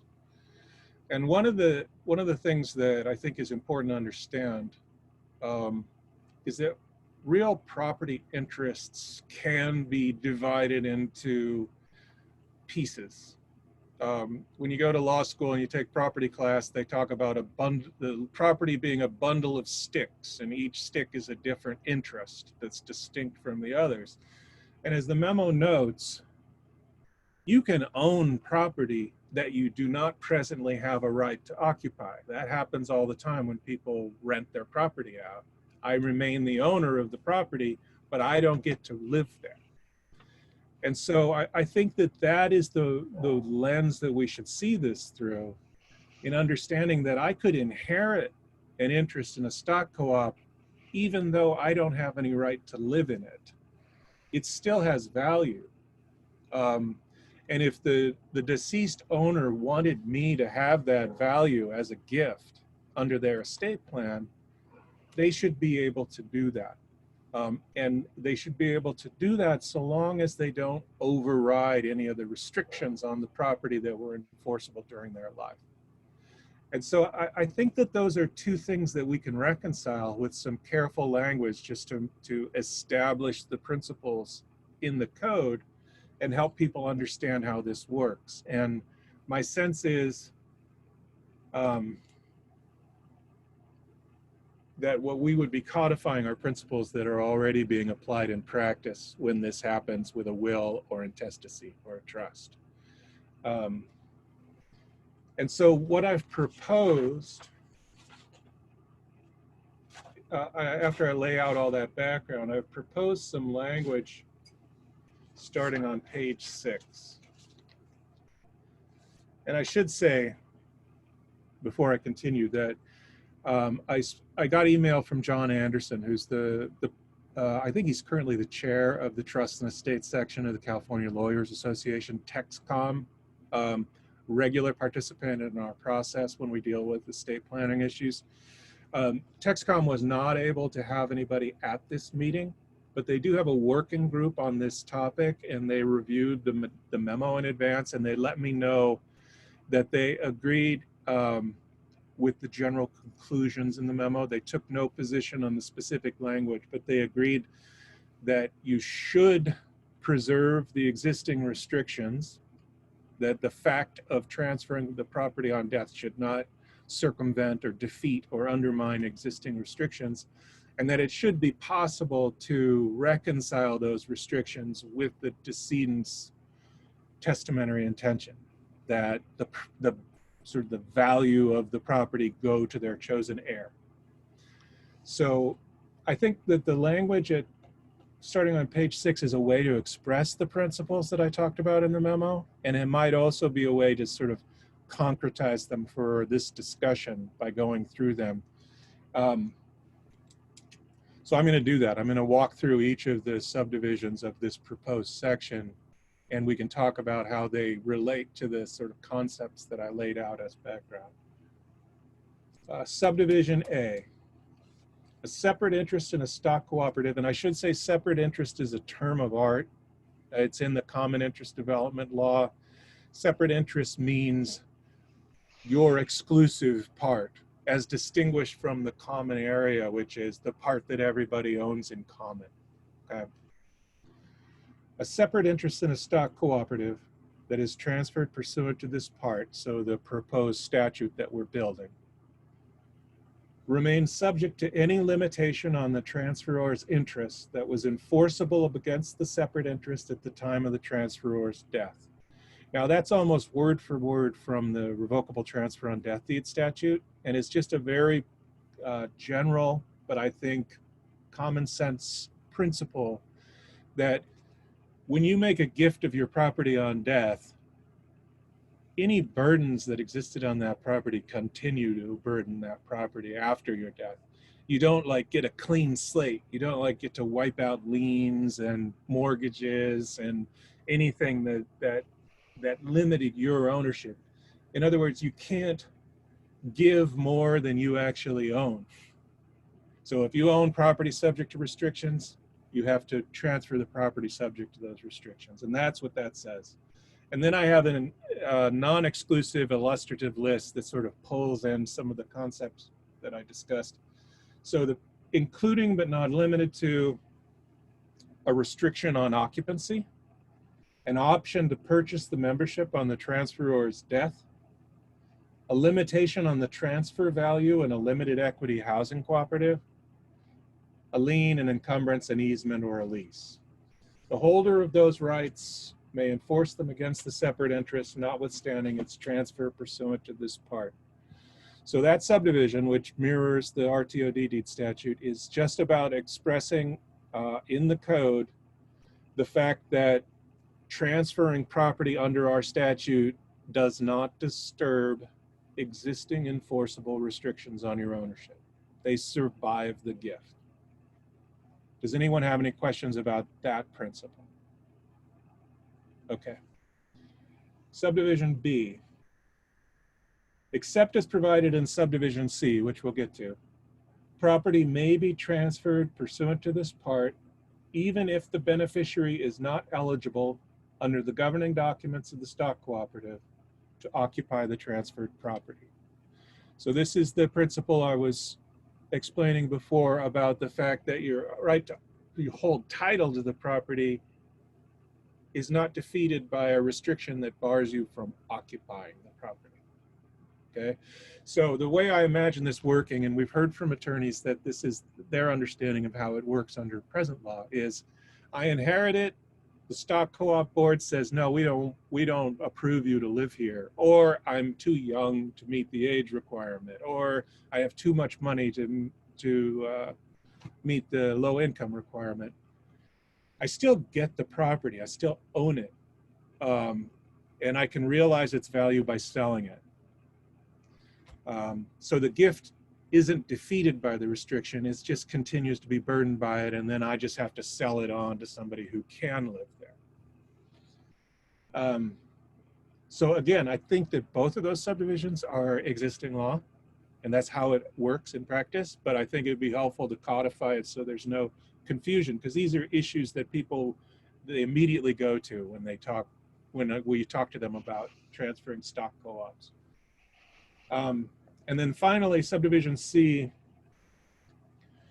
if a separate interest is registered in beneficiary form pursuant to this part, means that they took the step to set it up for an at-death transfer. And the stock cooperative exercises an option to purchase the separate interest on the owner's death. The result is as follows. 1, the separate interest is transferred to the stock cooperative rather than the beneficiary, so they get the membership back. 2, the purchase price is paid to the beneficiary. So let me explain this a little bit. The governing documents that I've seen that address this issue in existing stock co-ops say that if the co-op buys the interest back on the owner's death, the purchase price is paid to the decedent's estate. That's the term they use. That's actually kind of sloppy drafting, because the estate is often understood to mean their probate estate, so the property that's subject to disposition by will or through intestacy. But there are also trusts, and people's interests might pass by trust. Now there is, you can refer to a trust estate, and I suspect that's what they have in mind. But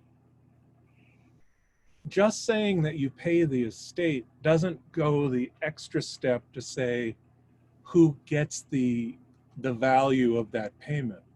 So I die, I have a will, I will my stock co-op interest to my daughter.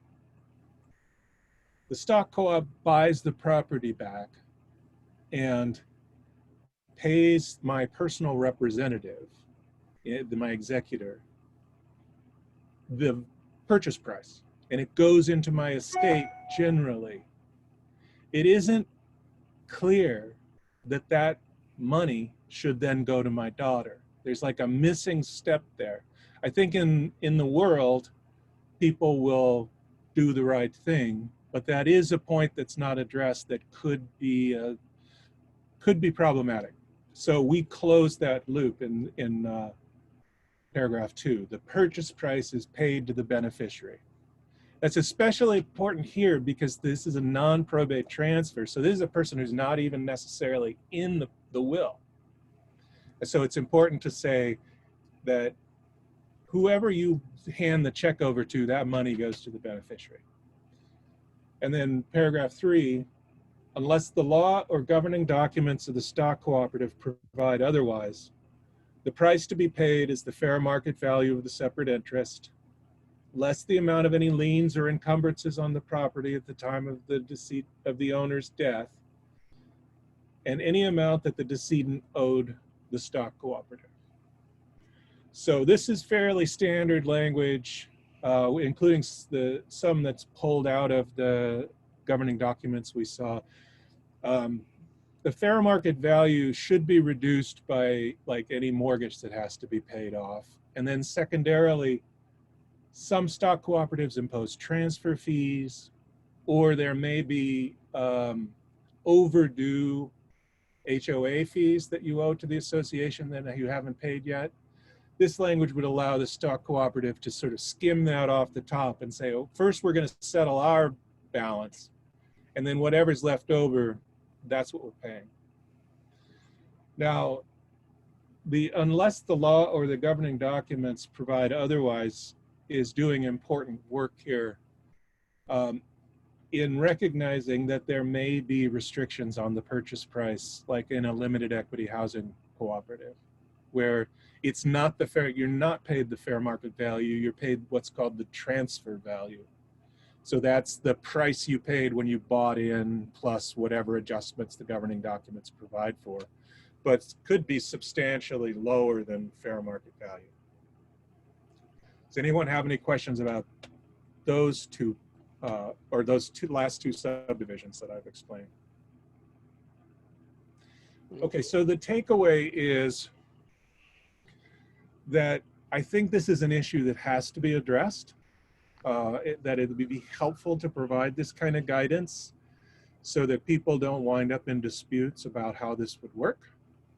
But I do think it's workable. I don't think the fact that these restrictions exist and may be common is any kind of bar to us authorizing this new form of non-probate transfer of these interests. I think with these specific rules in place, people would have sufficient guidance on how it would work.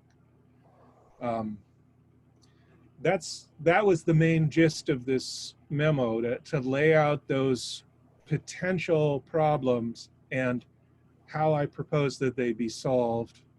Get any discussion you may need on other problems or the specifics of what I've proposed as solutions, and then with whatever the result of that is, approve provisional language for eventual incorporation into a tentative recommendation, which would circulate for public comment. Commissioners, any comments? Commissioner Simpson. Yeah, just a wonky comment about paragraphs 2 and 3. Since I used to write this kind of stuff, it looks like paragraph 3 is a subsidiary of paragraph 2. It defines paragraph 2, but it's set out as something in sort of equal standing. I just don't know if you want to include 3 as part of 2 or purchase price as set forth in paragraph 3. Yeah, that'd be fine. I think combining them makes some sense. They're really the same thing. Yeah, they address the same overarching point. Yeah, that was all. Everyone comfortable with that change if I were to make it? Okay. We'll incorporate that into the motion. Any members of the public want to chime in on this topic? I see no takers. Any other comments? I can have a motion to go forward with this recommendation with the modification that paragraph 2 and 3 be combined. Is that right, Commissioner Simpson? So moved. Second. Okay, any further discussion? Seeing none, all those in favor, raise your hand, say aye. Aye. Aye. Anyone opposed? No abstentions. Thank you very much. So the folks who are here today with a interest only in common interest developments, we're done with that topic for the day. Now, Brian, are we still getting comments from TexCon on the other issue that seemed to be more energized about in May about whether or not there needs to be, taking care of the family in the TOD transfer and things like that? Because that was very important that we get some input from TexCom on that. Right. At the last meeting, we had a memo on that was about family protections and the extent to which they should apply to non-probate transfers. And the commission decided that we should canvass the main stakeholder groups to get their sort of real world input on how does this work? Is it a problem? What reforms are really important? What problems would they cause? That kind of thing. And I see that Kristen has just popped in from the ether because she's been conducting that inquiry and could not, I don't think it'd be premature to talk about the results, but you could talk about sort of the scope and the steps we took to canvas. Yeah, I'm not trying to leave you unprepared. We don't have to talk about the substance, but I just want to make sure that that was underway because it's something that several commissioners were quite puzzled about and wanted more input on. Yeah, so we did reach out. I've heard back from two stakeholders, TexCom and the Judicial Council, and it sounds like they're both working on it. I'll follow up with the Judges Association again to confirm. Hopefully we'll be able to get some input before the August meeting is the intention. So we're kind of waiting and seeing. I expect we'll have some a memo discussing that input at the next meeting. Great. Anything else on TOD? Nothing. Okay. Not for this meeting. Next agenda item: state and local agency access to customer information. Memorandum 20-20-31 and 2020-31. Yes. And we do have someone in the audience who I know is here for that topic. I won't identify them, but he has raised his hand, so I will identify him. It's Chris Conley from the ACLU Northern California.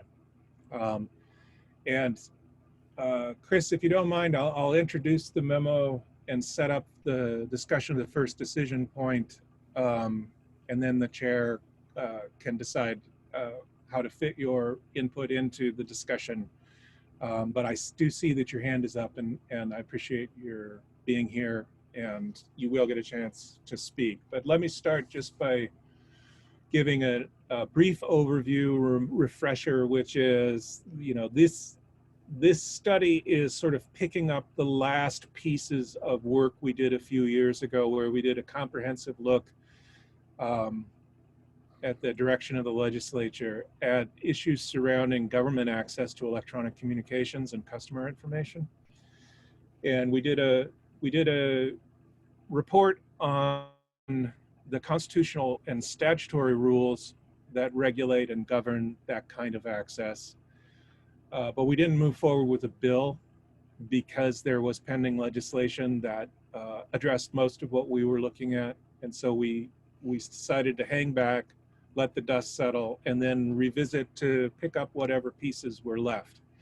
And that was presented at the last meeting in a memo that Memorandum 2020 that the commission discussed only very briefly, with the instruction that we proceed and that we would look at the issues that were in that memo in greater depth in future memos. And so that's what you have before you today, is a more detailed memo taking on the first of the two issues that were raised in the memo for the last meeting.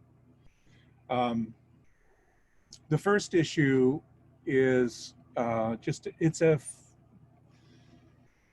has substantive effect, but I think it's mostly a technical issue. I think it's a drafting issue. Has to do with the liability of service providers who comply with a court order or a warrant that's issued pursuant to the California Electronic Communication Privacy Act, CAL-ECPA. There is within CAL-ECPA a provision that expressly immunizes certain service providers from liability for actions that they take in compliance with mandatory legal process under that act. So if I'm AT&T and I'm served with a lawful warrant that requires me to turn over certain information, and I turn over the information that I'm legally compelled to provide, the customer can't then sue AT&T for having provided that information pursuant to this mandatory order. So it's pretty sensible that you ought not to be you ought not to be liable to your customers for doing that which you must do as a matter of law. So that section in existing law reads, a California or foreign corporation and its officers, employees, and agents are not subject to any cause of action for providing records, information, facilities, or assistance in accordance with the terms of a warrant, court order, statutory authorization, emergency certification, or wiretap order issued pursuant to this chapter being CalECPA. So the issue that we spotted with this back when we were first reviewing the statutes was that this refers to a California or foreign corporation and its officers, employees, and agents. And that seemed perhaps too narrow, because corporations are not the only entities that can be service providers who can be compelled to turn over information pursuant to these kinds of process under CalECPA.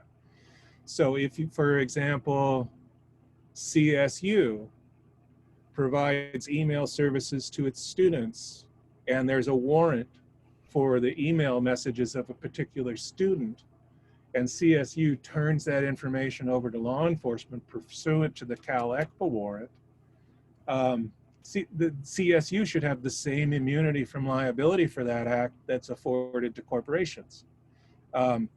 So it seemed like a drafting oversight. And so we took a look at it. We looked at other law that includes similar kinds of liability limitations for compliance with warrants. And we found two relevant examples. The first one that I described doesn't refer to corporations, it refers to providers. And that to me is what I would have expected in CalECPA, that if the legal mandate is enforceable against a provider, then the provider should be immune for compliance. So that sort of reinforced my sense of how this ought to operate. There was one other provision that's described in the memo that actually used the California and foreign corporation language, and I kind of suspect this might have been where the language from CalECPA came from. And so that provision is limited to corporations, but the thrust of that provision is delineating the rules for how California and foreign corporations must comply with orders issued by California courts or foreign courts. And so the whole thrust of the statute is addressing how corporations ought to be treated based on their state of incorporation. So it really made sense in that other provision that the provision would refer to corporations, because those were the only entities that were governed by that section. So my conclusion and the Commission's provisional conclusion when this first came up is that this does look like an oversight, and that it would be better if the statute were revised along the lines shown on page 4 of the memo,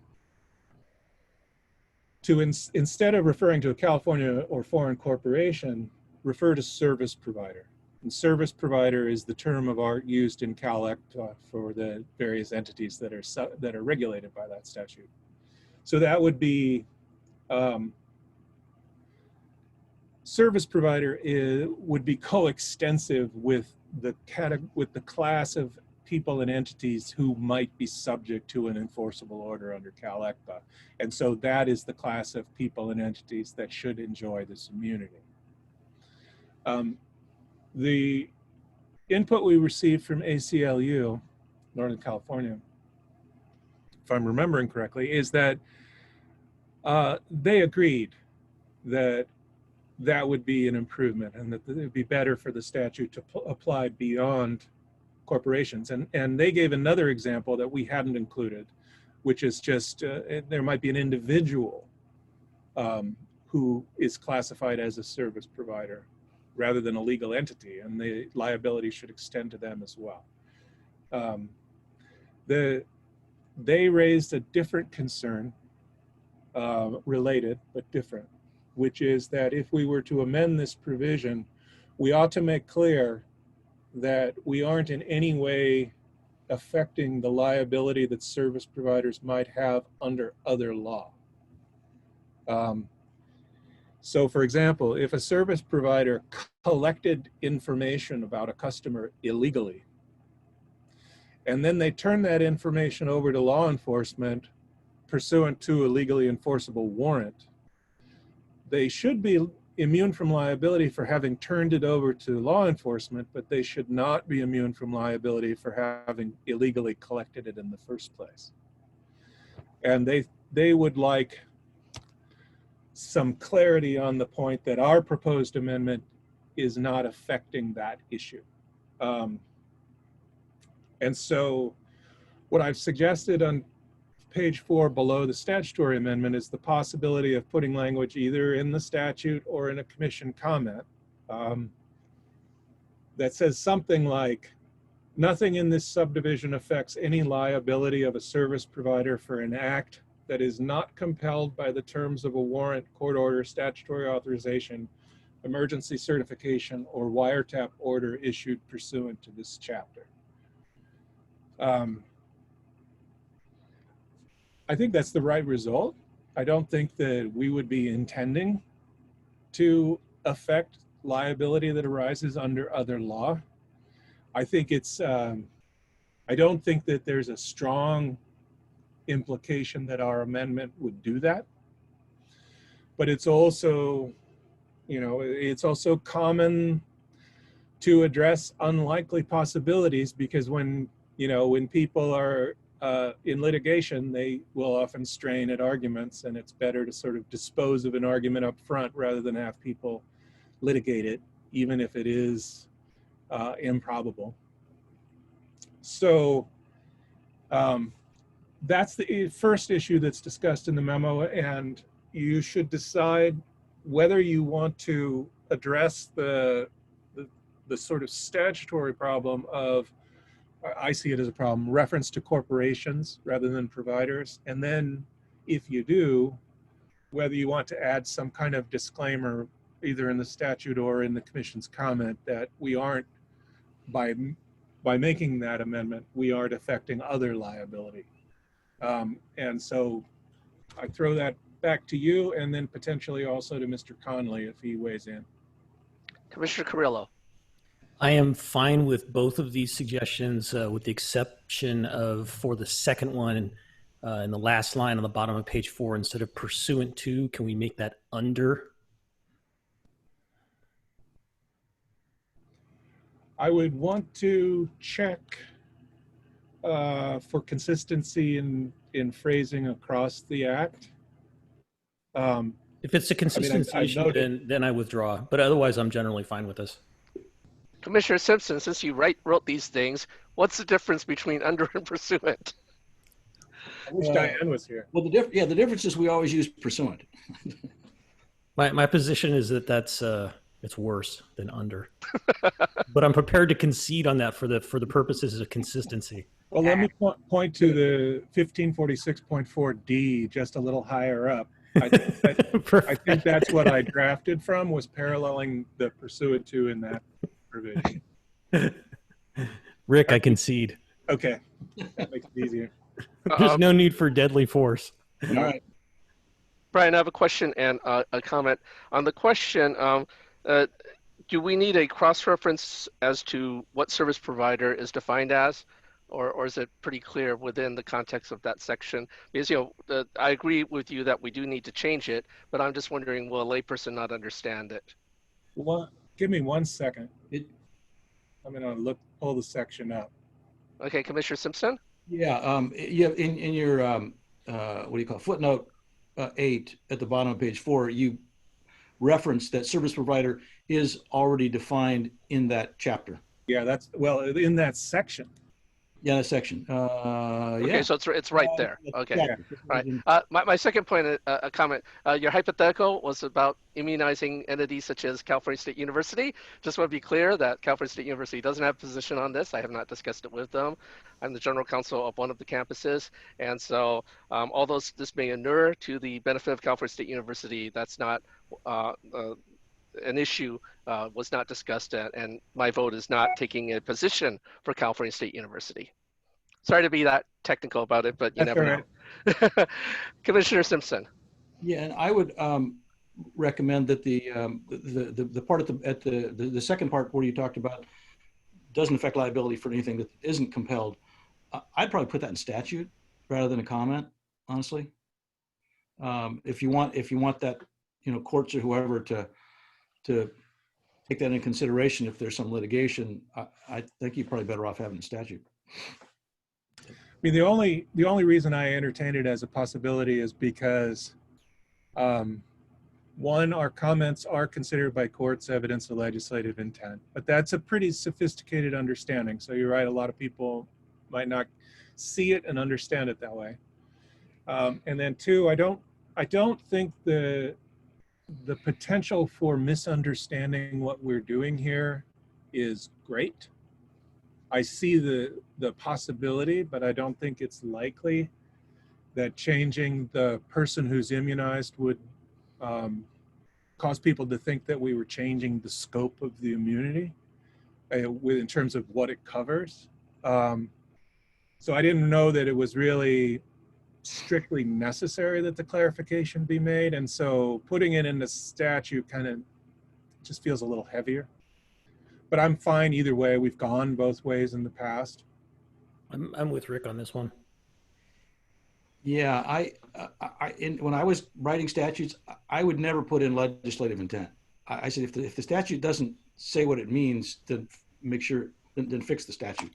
So yeah, and in this edition, it's written in statutory language rather than commission comment language. So if we were going to make it a commission comment, I'd probably want to rephrase it a little bit. But I also would rather have it in the statute. It's heavier, but it's stronger. So in this instance, it's better as an indicator of legislative intent. Yeah, it's easier to put it under the judge's nose and say, here, there's the rule. Right. Somebody's more likely to read the actual statute than whatever we say. Right. I saw that Commissioner McAllister had her hand up. Yeah, I did. I was thinking in terms of, although I think I'm persuaded otherwise now, I was thinking in terms of whether if we put it in the statute as opposed to as a comment, if someone would be inclined to try to construe that as us trying to legislate. But I don't necessarily think that now. I mean, obviously it's much stronger to have it in the statute than to have people looking, trolling through the comments and trying to find authority. So I'm fine either way now. So I've heard 2 votes in favor of putting it in the statute, 1 neutral and no opposition. Is that acceptable to the commission? All right, so you'll see it again and I'll bring it back in the statute, and everyone's okay with the statutory change as well. The replacement of corporations with, yeah, okay. All right, so when we eventually have a tentative recommendation on that, this is the language that I'll use. Any comments from audience members? Seeing none, okay. Okay. The second issue has a little bit more heft to it. Has to do with special masters. There is an existing rule in general search warrant law that says that if you have a search warrant for documentary evidence within the custody or control of an attorney, doctor, psychotherapist, or member of the clergy, you have to use a special master to obtain those records. And the special there's a procedure that's laid out, but basically the special master screens them out to check for privileged documents, because all of those classes of professionals are subject to an evidentiary privilege that makes some of their client records inadmissible in court. And so you don't want, and the law does not permit, the state to obtain these privileged documents. And so the special master goes in there as a neutral and looks at all the documents and says, yeah, this one I think is privileged, this one, this one, this one, this one. And they can at least present them to the court for review in camera, and then the court can make a determination of whether they're privileged or not. And so you still potentially get all the information that the warrant encompasses, but there's this filtering process up front that prevents the privileged information from getting to law enforcement. Only the stuff that's not privileged goes through, ideally. So that's what it's for. CalECPA imposes some special requirements for searching electronic records, but it also makes clear expressly that general requirements for search warrants also apply to CalECPA warrants. So this special master rule already applies to CalECPA warrants. So if I'm trying to get, let's say I go to AT&T and I say, I want Victor King's emails for this time period. Let's use a different hypothetical. All right, sorry. And John Smith. John Smith. I want John Smith's emails. And John Smith happens to be a psychotherapist. By the terms of ECPA, this special rule already applies to that warrant. And so if those records are documentary evidence that is within the custody or control of John Smith, then the special master has to receive them and screen them, okay? So the question that's raised in the materials is it sufficiently clear that when you're getting electronic records from a third-party service provider held on behalf of their customer, who happens to be an attorney, doctor, psychotherapist, or laity,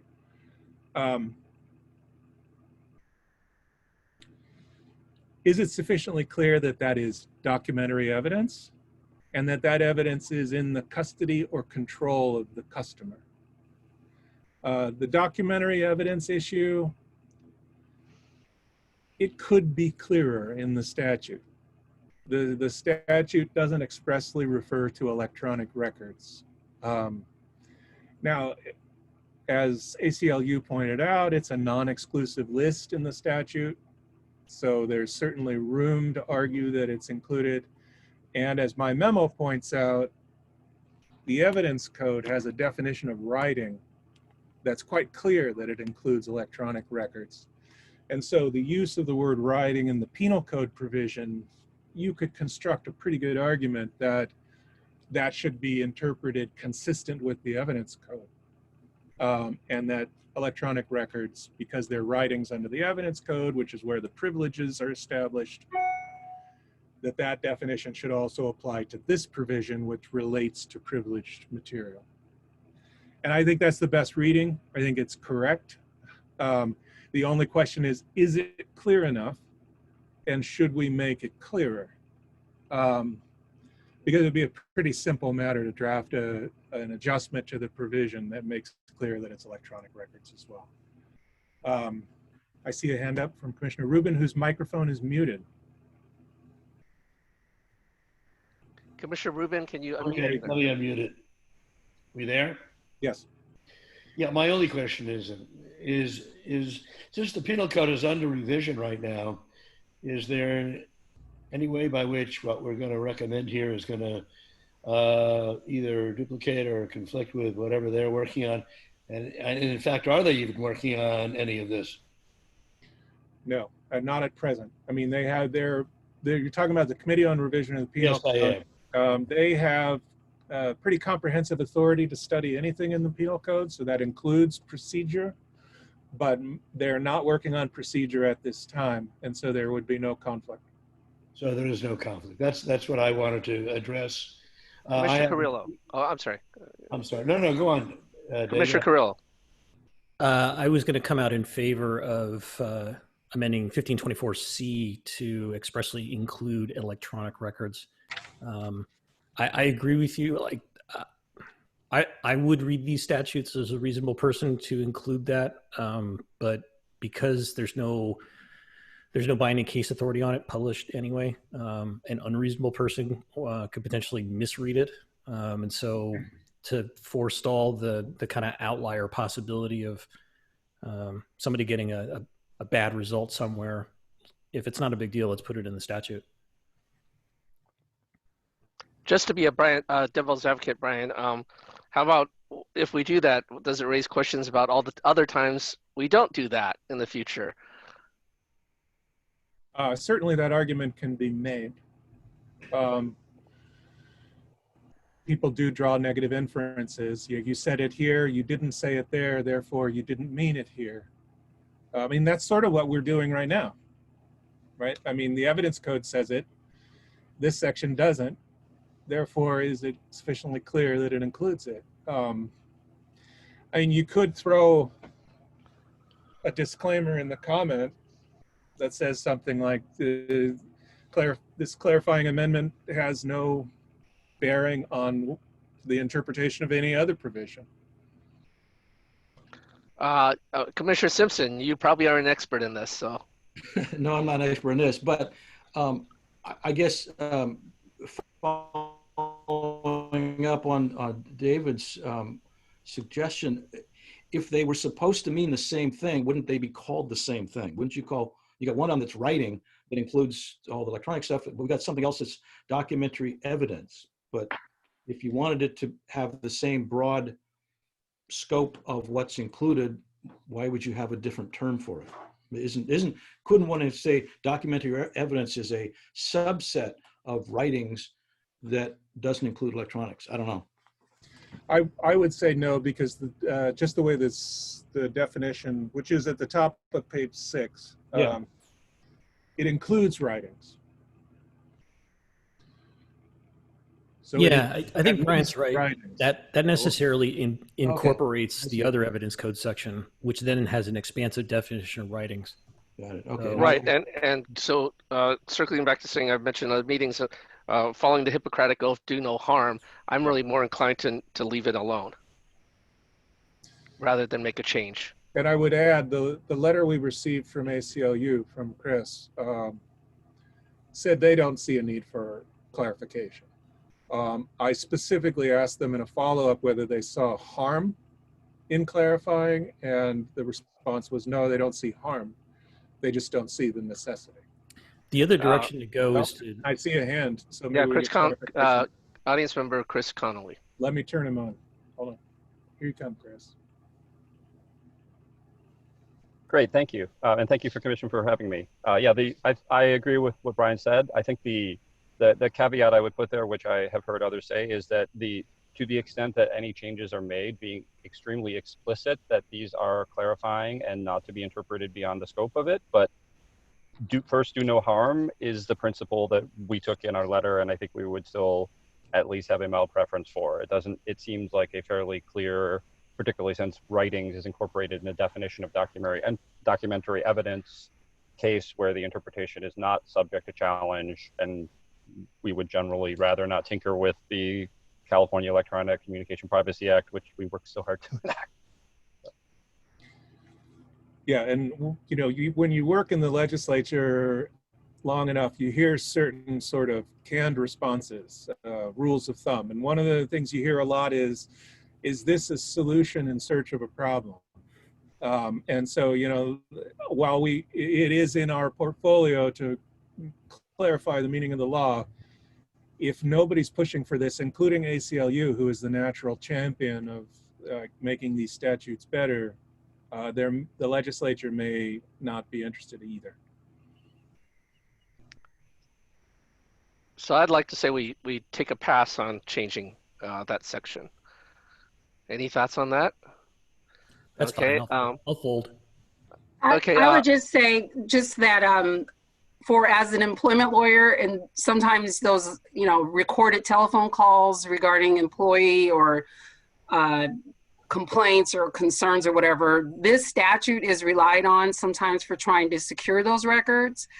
If we added clarification, it would be favored by me in particular, but I do think we would have exceeded our effort. And like you said, Brian, it would totally open up a new can of worms and be a new problem. And I think the legislature needs to make that change if we expanded it to include electronic records. I seem to recall that the battle over whether or not writings included the electronic communications was fought 20, 30 years ago when there was ambiguity back then. And so everybody who's been practicing knows that writings includes electronic communications. Yeah, I think the problem is sort of more formal than actual. It'd be sort of putting a finishing touch on the statute rather than curing a problem that's curing something that's causing obvious problems in practice. Okay, let's do no harm then.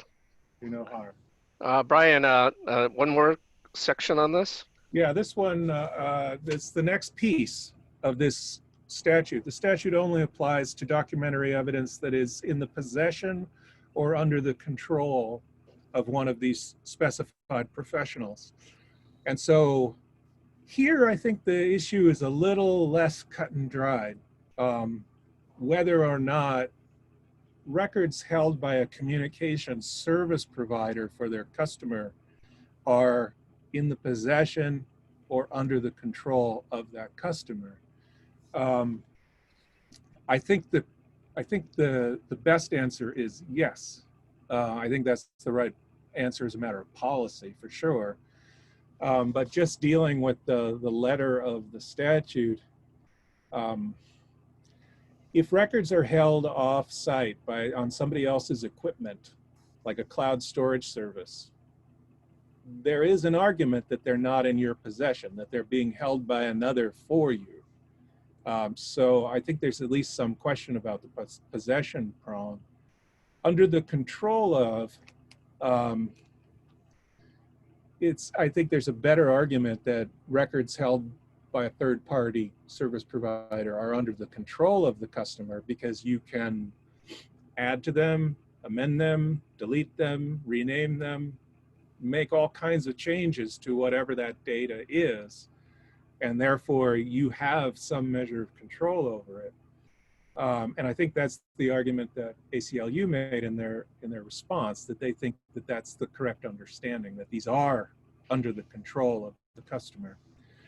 But it's just, the reason that I asked this question at all is because when we were first doing our research earlier in the study, the only case I found that seemed tangentially relevant was this case I cite in the memo, GSC Geothermal, which is a case where an attorney hired a consulting firm to prepare a report that they were then going to use in preparing for litigation, I believe.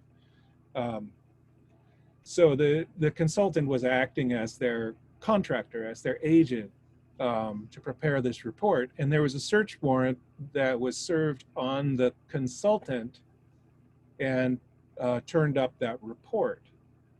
And the question was, well, should there have been a special master involved, because that's under the control of the law firm that commissioned it?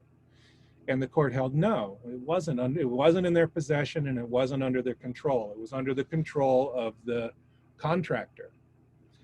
And that at least made me think it's possible somebody could make a similar argument for records that are held by a service provider. And I think that the argument would be strengthened under some unusual facts. For example, I note in the memo, the cloud storage service that the commission uses for our documents includes a feature where they compile and maintain a complete version history of every document. So every time I save a memo, there's another iteration of it being saved by the cloud storage. And those documents, I can pull them back, but I can't delete them or modify them. They are created by the service provider and subject only to their control in terms of creation, modification, deletion. I can make a copy of it, but I can't change their copy of it. So, you know, probably in an excess of caution, which is sort of the theme of this memo, it made me wonder whether someone could argue that documents in that kind of a posture are not within the control of the person who created them originally, the customer, the protected professional. And so the question is posed whether that's enough of a problem that we would want to make a clarifying change. And I think it implicates all the same do no harm concerns. And ACLU's reaction was similar. They didn't see there was a problem that would make clarification necessary. But neither in the follow-up, neither did they see it as especially harmful if we were to make the clarification. And I think that's probably with the caveat that was made orally a minute or two ago, that, you know, so long as we don't create any implication about the, you know, any problematic implication about what the law meant before we amended it. So what do you want to do? I'm going to say something contradictory to what I just said, which is that I would like to see it clarified as control applying to these service providers, because given the incredibly important need to keep attorney, doctors, psychotherapists, and clergy communications confidential, we don't want to risk leaving that argument open for people. And given the incentives of people to file litigation to push the margins, people are going to say that no, that fourth draft in the cloud is not under your control. People are bound to do that. So in this case, I would actually prefer the clarification. Commissioner Carrillo. I agree with you for that reason, and also for the reason that leaving it ambiguous, and especially with this, Brian, is that case PSC geothermal, is that published? Yes, I believe so. So there's published appellate authority out there, which basically creates an incentive for people to hide their documents by giving them to a consultant or an agent or a third party, or the other way around. I would remove any of those incentives and make it clear that the special master provision applies as long as it's within your control. And I agree with Brian's assessment of, you know, even if it's a third party, you know, an ISP or your consultant, you know, if you have control over it because it's your agent, then I think that's covered by special master. Any other thoughts, commissioners? Okay, Brian, so you need a three-part motion, right? Because you need a motion to approve the concept of the immunity being expanded to service providers, of declining to change the language on documentary evidence, and in support of adding clarification to control over third parties. Is that correct? The only caveat would be that the first part of it, the immunity provision, would also include some version of the disclaimer language. Oh, that's right. That's right. I'll make that motion in 3 parts. Or 4, 3.5. As the chair stated with the caveat by Brian, I move that we proceed as we've been discussing. Second, what were you seconding, Richard? Yes, I was. Okay. All right. Any further discussion? Any comments from the audience? All those in favor of that motion, raise your hand, say aye. Aye. Aye. Anyone opposed? No one, no abstentions. All right, the motion is carried. Thank you very much. I think we now move on to the closed session. Is that correct, Brian? Yes, so we're actually going to close this meeting entirely. Everyone will be dumped out. And then I emailed commissioners and Barbara, I emailed you an invitation to the closed session. So you should find that in your email, and then we'll open that meeting. Thank you, Okay. everyone. Thank you. Bye, Kristen.